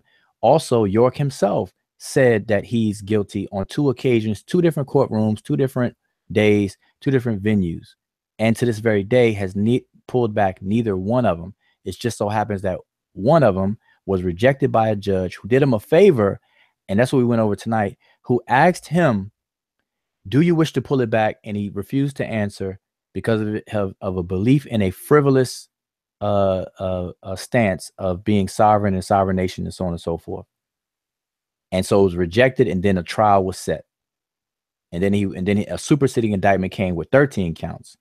Because original it was 4 counts, and then they created a second one through the agreement and was charging him with 2 counts. And then because that was rejected and and everything, then the trial was set and so on, and then a superseding indictment came down in November or whatever, October or November, and I had 13 counts, and that was the indictment that set the basis for trial. So I mean, so all I'm saying is that you know to me, you don't even have to answer that, because you just point to York, like, all right, well, look, if y'all, because you know you got to ask, so why are you asking me about this paperwork? Like, here I am right now, I'm telling you what I'm saying right now, and if you're saying that I'm flipping back and forth, okay, fine. But York did the same thing. So are you going to question and drill York the same way you're drilling me? You see what I'm saying? And that's where it stops. That's where it stops, because they're not going to, you know, they're not. Yeah. That's not going to happen. And I mean, maybe from my perspective, that I don't understand how someone or anyone, because through my perspective, I feel like if you hold, like, if you, okay, it's Olympic time and you're torch, and your responsibility is to take the torch from where you're at to like the Olympic flame, like, you know, you that's your response, like, you're gonna give every drive that you have towards that goal. So what I feel like, if I am speaking the truth, I'm gonna stand on that to the infinity possible way, because I feel like, well, how can I go wrong if I stand on the truth, if I speak the truth? You know what I'm saying? So like in the last conversation I was on with a certain delegate person, you know, to me, it's not. I didn't really. I mean, you know, there was things in the mix of that, but like as far as date, the timing, it was just a bad timing for that person. But like, you know, like like the where I came up was when he mentioned, and I, you know, to bring it up, but like, sorry to bring it up, but he mentioned that, you know, the panel believes that a certain person was guilty, and I was on the panel, and I had to just intrude or interlude and say that I'm on the panel, and I don't. It's not that I feel that he's guilty. It's that I went through the experience, and he went through the trial, and he was found guilty, and I also went through the experience, so I know from firsthand. So I had to say something, and Right. then, you know, it was like, so what I'm trying to say is that I don't understand from my perspective, if I'm speaking my truth, that people that are trying to say or stand against what I'm saying is like But hold up. my credibility is that I'm a man. I'm a man You know, I'm 31 years old. I'm a man. I'm not gonna say no other man touch me. I'm not gonna say no other man. I'm not gonna say that. I'm not gonna speak that. That's my credibility. I'm not gonna say that if it is not true. But hold on, check You know this what I out. mean? Check out this thing. You have people that will believe that at the time York was arrested, that he showed the arresting officers and people who arrested him and apprehended him, that he showed him his Liberian passport or Liberian this, and he said this. This is what they will say. Now, they were not there, because we know who was actually there when he was arrested. It was York, it was his wife, and it was two sisters. So it was only 4 people. So on this side of things, it's only 4 people who were there that could say anything. But yet all these Nuwaupians will say what took place at that time, and none of them were there. So which means by default, they are relying on what? Word of mouth. So, and I want you to check the logic, not you, but the Nuwaupian, I mean, people listening. So now they will believe that because that's in favor of York. And I understand it. But now we have a person, Tariq, who nobody was there when these actions or acts took place, but Tariq and whoever else was there, you know, a different situation. But let's just leave it on Tariq and York. So York and Tariq are there present at these incidences. And so no Nuwaubians are there. Nobody's there. But yet when Tariq says whatever, they don't believe it. And so you see the contradiction in logic. Now York is saying one thing. Now you got 2 different people saying something. So what it comes down to is that people will believe whatever's in favor of whatever they already have stuck in their head. They lean towards that first. They're not objective in listening to all things. And so this is what's meant by the other logic thing, is that Tariq is saying something happened to him and he told his story at trial. York said that he actually did those things to Tariq. Not once, but twice. In the state and the federal, he pled guilty. He pleaded guilty, which is him saying he did do those things. So you got Tariq saying those things happen, and you have York saying those things happen. But then York changes it, and now everybody else is saying he's innocent and stuff like that. But yet you have the audacity to question Tariq's believability. You see what I'm saying? So I'm painting it out like that is because that's how people have to understand the logic behind the thinking, the logic flow. There's inconsistent logic going on. And like I said, that question, you don't even have to answer that question about, why you sign this, why you sign that, or whatever the case is. But I do want to answer this question. I'm about to get off this thing. I think because somebody asked, where was Ampu when York pleaded guilty? I was in the courtroom. So hopefully that answers that question.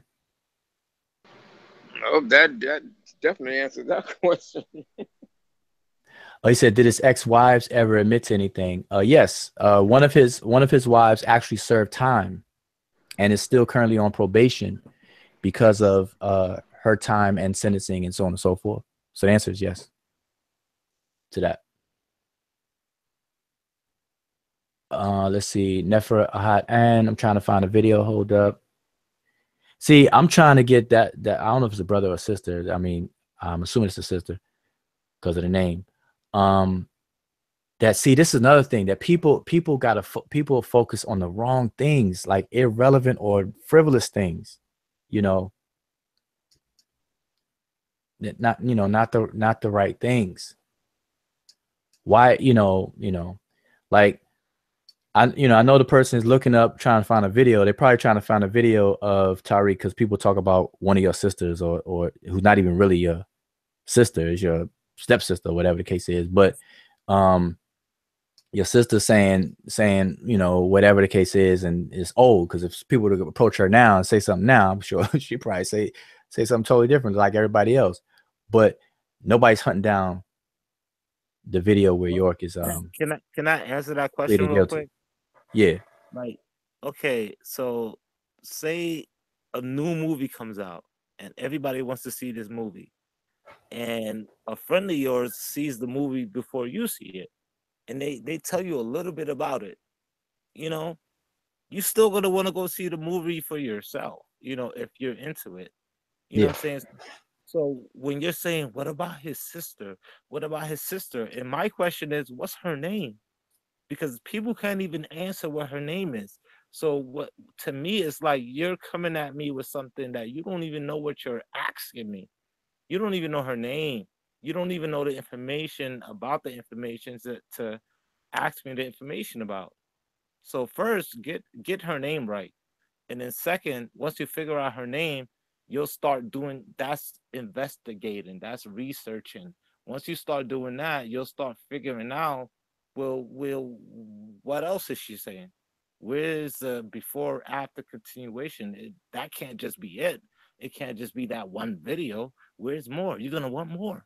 If you're investigating, you're gonna want more. You're gonna come across me, them, her, this, that. You're gonna come across way more than you asked for just on that one fact alone. So don't come here with that. Don't come here with my sister said that I said that my mom said, because that's literally what you're saying. Right, right. Said you and I know how you said it last time, 6 degrees of separation.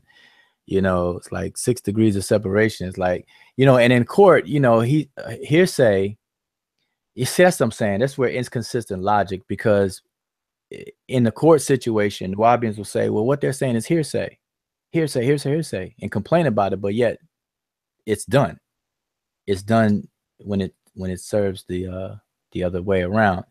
So anyway, I'm about to get off here. So I just want to say that people can understand. People listen to this video and the one the other day speaks for itself. My thing, people ask me, what is my intent? Why am I even saying this or even on this platform? This is the first time that I've been on any platform to talk about Nuwaubian anything in since a long time, and I'm doing it now because people are asking me these questions, and I'm not trying to talk about this. I'm not trying to let it linger and talk about it. So I'm gonna get it out the way in terms of trying to help people understand what transpired and put people in a better perspective of what you can and cannot do and why you can't do this or why you can do this. And then you make up your own mind. All I'm doing is pass on the information. Make up your own intelligent decision. I'm not trying to be your leader, dictator, lawgiver, or portray myself as anybody special or any of that stuff at all. I'm not trying to get you to stop being a Nuwaubian. I'm not trying to get you to hate York. I'm not trying to, none of that stuff. I'm just giving you factual information that you can use as a basis for your decision making. That's it. I'm gonna say that one more time. All I'm doing is giving factual information so that you can use it as a basis to make your decisions on what you do and not do and all that stuff when it comes to the legal affairs of York. That's it. And so be wary of people who say, "Ah, don't listen to that brother. They just hating and whatnot." Where's the hate? There's no hate. Everything I'm saying, it's not my fault that York pleaded guilty. It's not my fault that York was convicted in 1988 for using false documents to try to get his name changed. I didn't even know York or about the organization in '88. Period. I didn't even know about the organization back then. But I'm just saying. So people pick these things and try to say, "Oh, y'all hating or slander or whatnot." None of this is slander. Look up the definitions of slander. Slander is when you say something incorrect or wrong, falsely about somebody. None of this stuff is false. It's not my fault that York was never given diplomatic immunity. It's not my fault that York never once ever prior to 2004 say that he was operating as an agent for the country of Liberia in a capacity of being a diplomat or a consul general. That is not my fault at all. These things not existing is not my fault. You have to work with what you get. When you play cards, you work with the cards that's dealt. Unless you can materialize a card out of thin air and stuff like that, which is what is analogous to what these people are trying. So people have to understand what's what and take it from there. And again, lastly, none of the thing that I'm saying is brand new. Nothing. I've said everything that I said tonight and in the other show several times a long time ago. Anybody that's been around and was in those meetings, whether they were family meetings on the weekend, whether they were lodge meetings, or whether they were the weekly legal meetings that I had separately, people heard this stuff before. I made sure of it. That's it. And I remember, see, at one point, York told me, he looked at me. I'm in a visit with him. He looked at me. He said, if I ever put him in a position to choose between me or Rochelle, the sister Rochelle at the time, and I don't want to, I keep mentioning her name, and I don't want to make it seem like, I'm mentioning her name, she's not here and stuff like that to like throw the sister under the bus. I'm mentioning her name as a reference, but I don't mean anything behind it whatsoever, because I just heard myself say her name again. Because everyone knows that me and Pooh and the sister Rochelle, people, perceive this, this kind of split or this beef and stuff like that. So that's why I'm putting it in perspective for people. That York told me that if I put him in a position to choose between me or her, that he's going to choose her every time.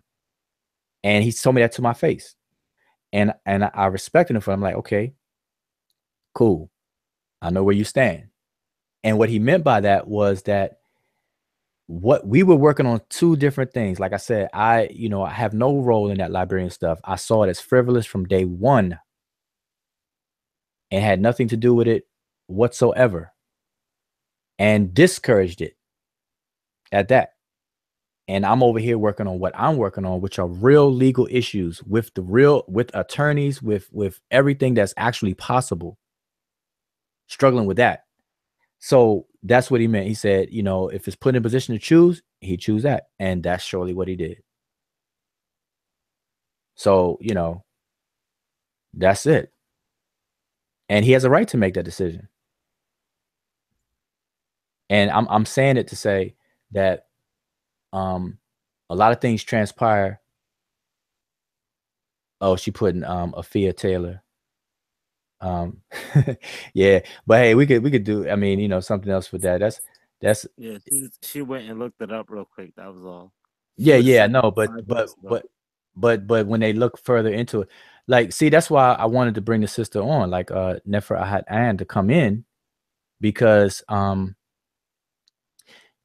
trying to convince that sister right now that's frivolous. Like, they focusing on that. Like, so what? The sister Afia says whatever. Like, so what? Yeah, You know, I'm here right now, and I'm saying what, because if you believe what she said, I told her, but I'm here right now, and I can tell you if you got on, or if you ask me directly, I can tell you right now, because you're believing something that somebody said that I said, so you must have some interest in what I say. So if you have interest in what I say, then believe what I say right now, and I'm telling you the truth, and believe me right now, and don't believe what my sister said, because then, unless you're her best friend, you believe her more than me. And then the whole concept of you believing what I said that she said I said is because I said it. So if I'm saying it right now to you, is I'm even come here or whatever the case, but you know, yeah. Well, that's the point. And that's why I say, there, when that comes up and people present that to you, they're not really asking you anything. It's just a way of trying to portray you as not being believable. And like I said, that can be applied. Take Tariq out the picture. Let's just deal with York. Is York believable? I can give you tons of facts, not my opinions. I can give you documentation and events that you can judge if York is believable or reliable. The same way what you're doing with Tariq. and then if I can just say one more thing, and I'm gonna go, or like maybe okay, so if the question is asked, if people say, well, what if this is true? How come nobody is saying nothing? Then it's like, well, if I was to be saying something, why am I getting all this flack? It's like you can't have your cake and your pie. It's like if you're saying, well, if this really happened, how come nobody's saying that? Because if not saying that I didn't, if I didn't say something, other people won't be speaking out. But it's like if somebody's not saying anything, then how could you say, well, if it's true, how come nobody's saying nothing? That would be my question. And then before I leave, and I want to say bye because I only came on here on the link because um, the link was put out for people that had questions or people that had, if they had something, So that's the only reason I kind of came on the link. But the show is about the information that was presented, and I just wanted to say that this was a great show and information and peace to everybody. I'm gonna head out. And the opportunity and was given to anyone who had in a live present moment, and there was plenty of people here watching it. That's how I was able to get on here myself, and I'm actually was here because if anybody's gonna be speaking about truthful things, it's gonna attract the truth, and that's kind of how I was listening, and the link was put out, and I came in, so that's how I'm here. But I was watching the show, I was watching the presentation, the information. It was, it even for me knowing how everything played out, just even looking at the information for me was like informative, in a way that I didn't see it on paper like that. So, I know that that would be the same for other people, even though, I'm the one that actually can relate to it the most in that regard, that in my way. So yeah, and with that, I'm gonna say peace to everybody. Peace out. All right, peace. Yeah, I'm out too. Because if I keep talking, I'm gonna be here. So I'm gonna be out. Because I see my whole thing is I'm trying to exhaust uh the questions and stuff, because I mean it when I say that I'm not bringing this up and talking about it uh at all, anymore in the future. Because I've done that. I've spent too much time dealing with it. Even after leaving, I was still you know answering people's questions, stuff like that. And that's out of care and concern, because I know people just don't know any better. See, it's one thing when people know better and then do opposite, or whatever. Then it's a different thing with when people just don't know, and then they're sincere and stuff like that. So because I made a connection with a lot of people, and I don't have any problem with people, any in the organization. By default, they have a problem with me because I'm just not uh a member. And the perceptions that, okay, well, Ampu is slandering. You ask them to quote me slandering,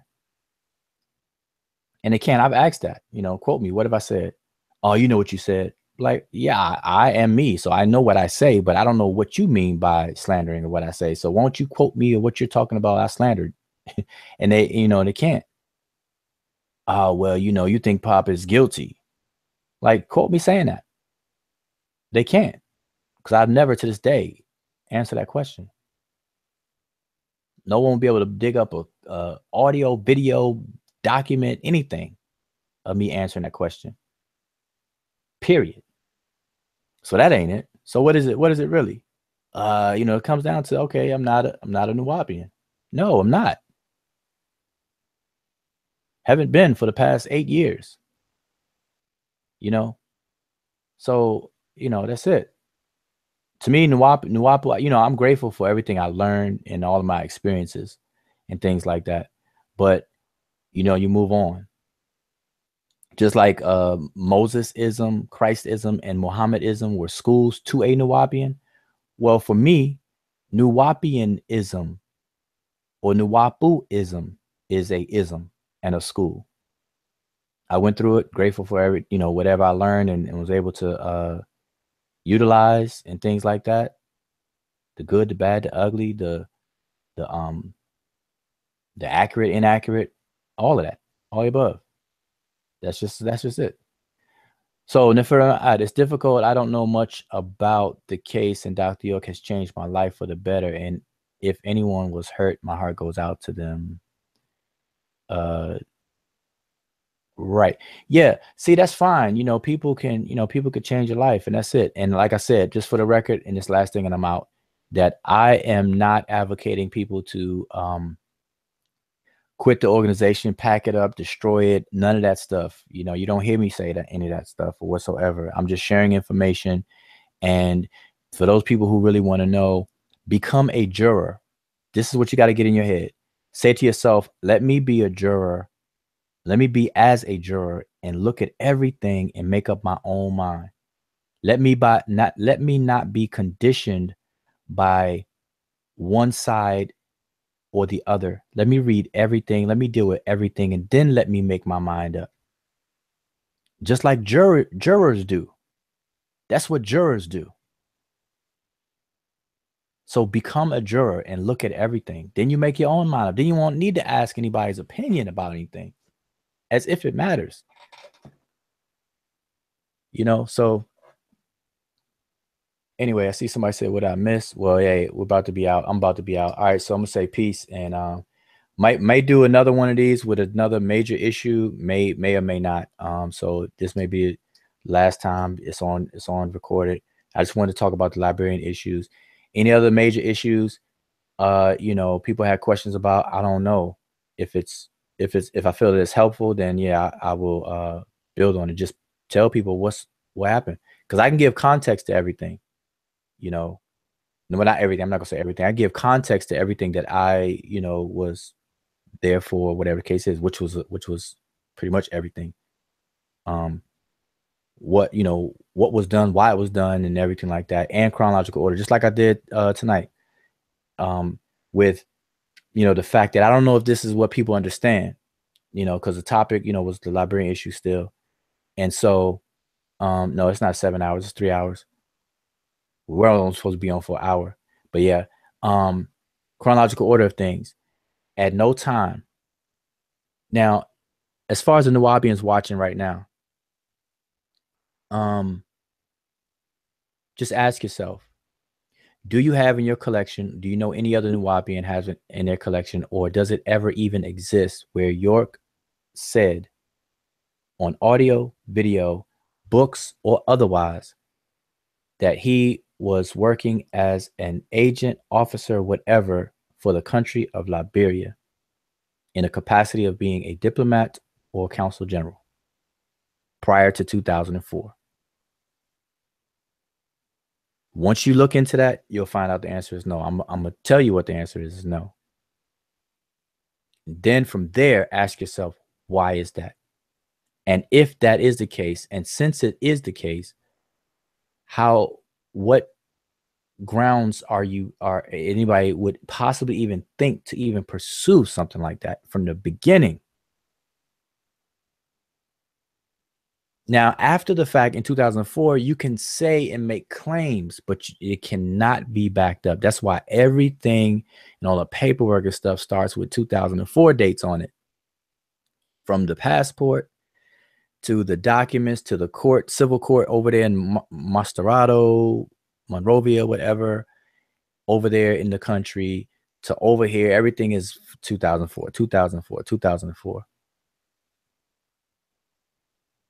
Only thing you see prior, you don't see it until 2004, but a date on a 2004 document, you'll see 1999 on a 2004 document that pops up in 2004, but dated, to 1999. No backing. But anyway, all right, so peace. I'm out, y'all, and may do this again, may not. All right.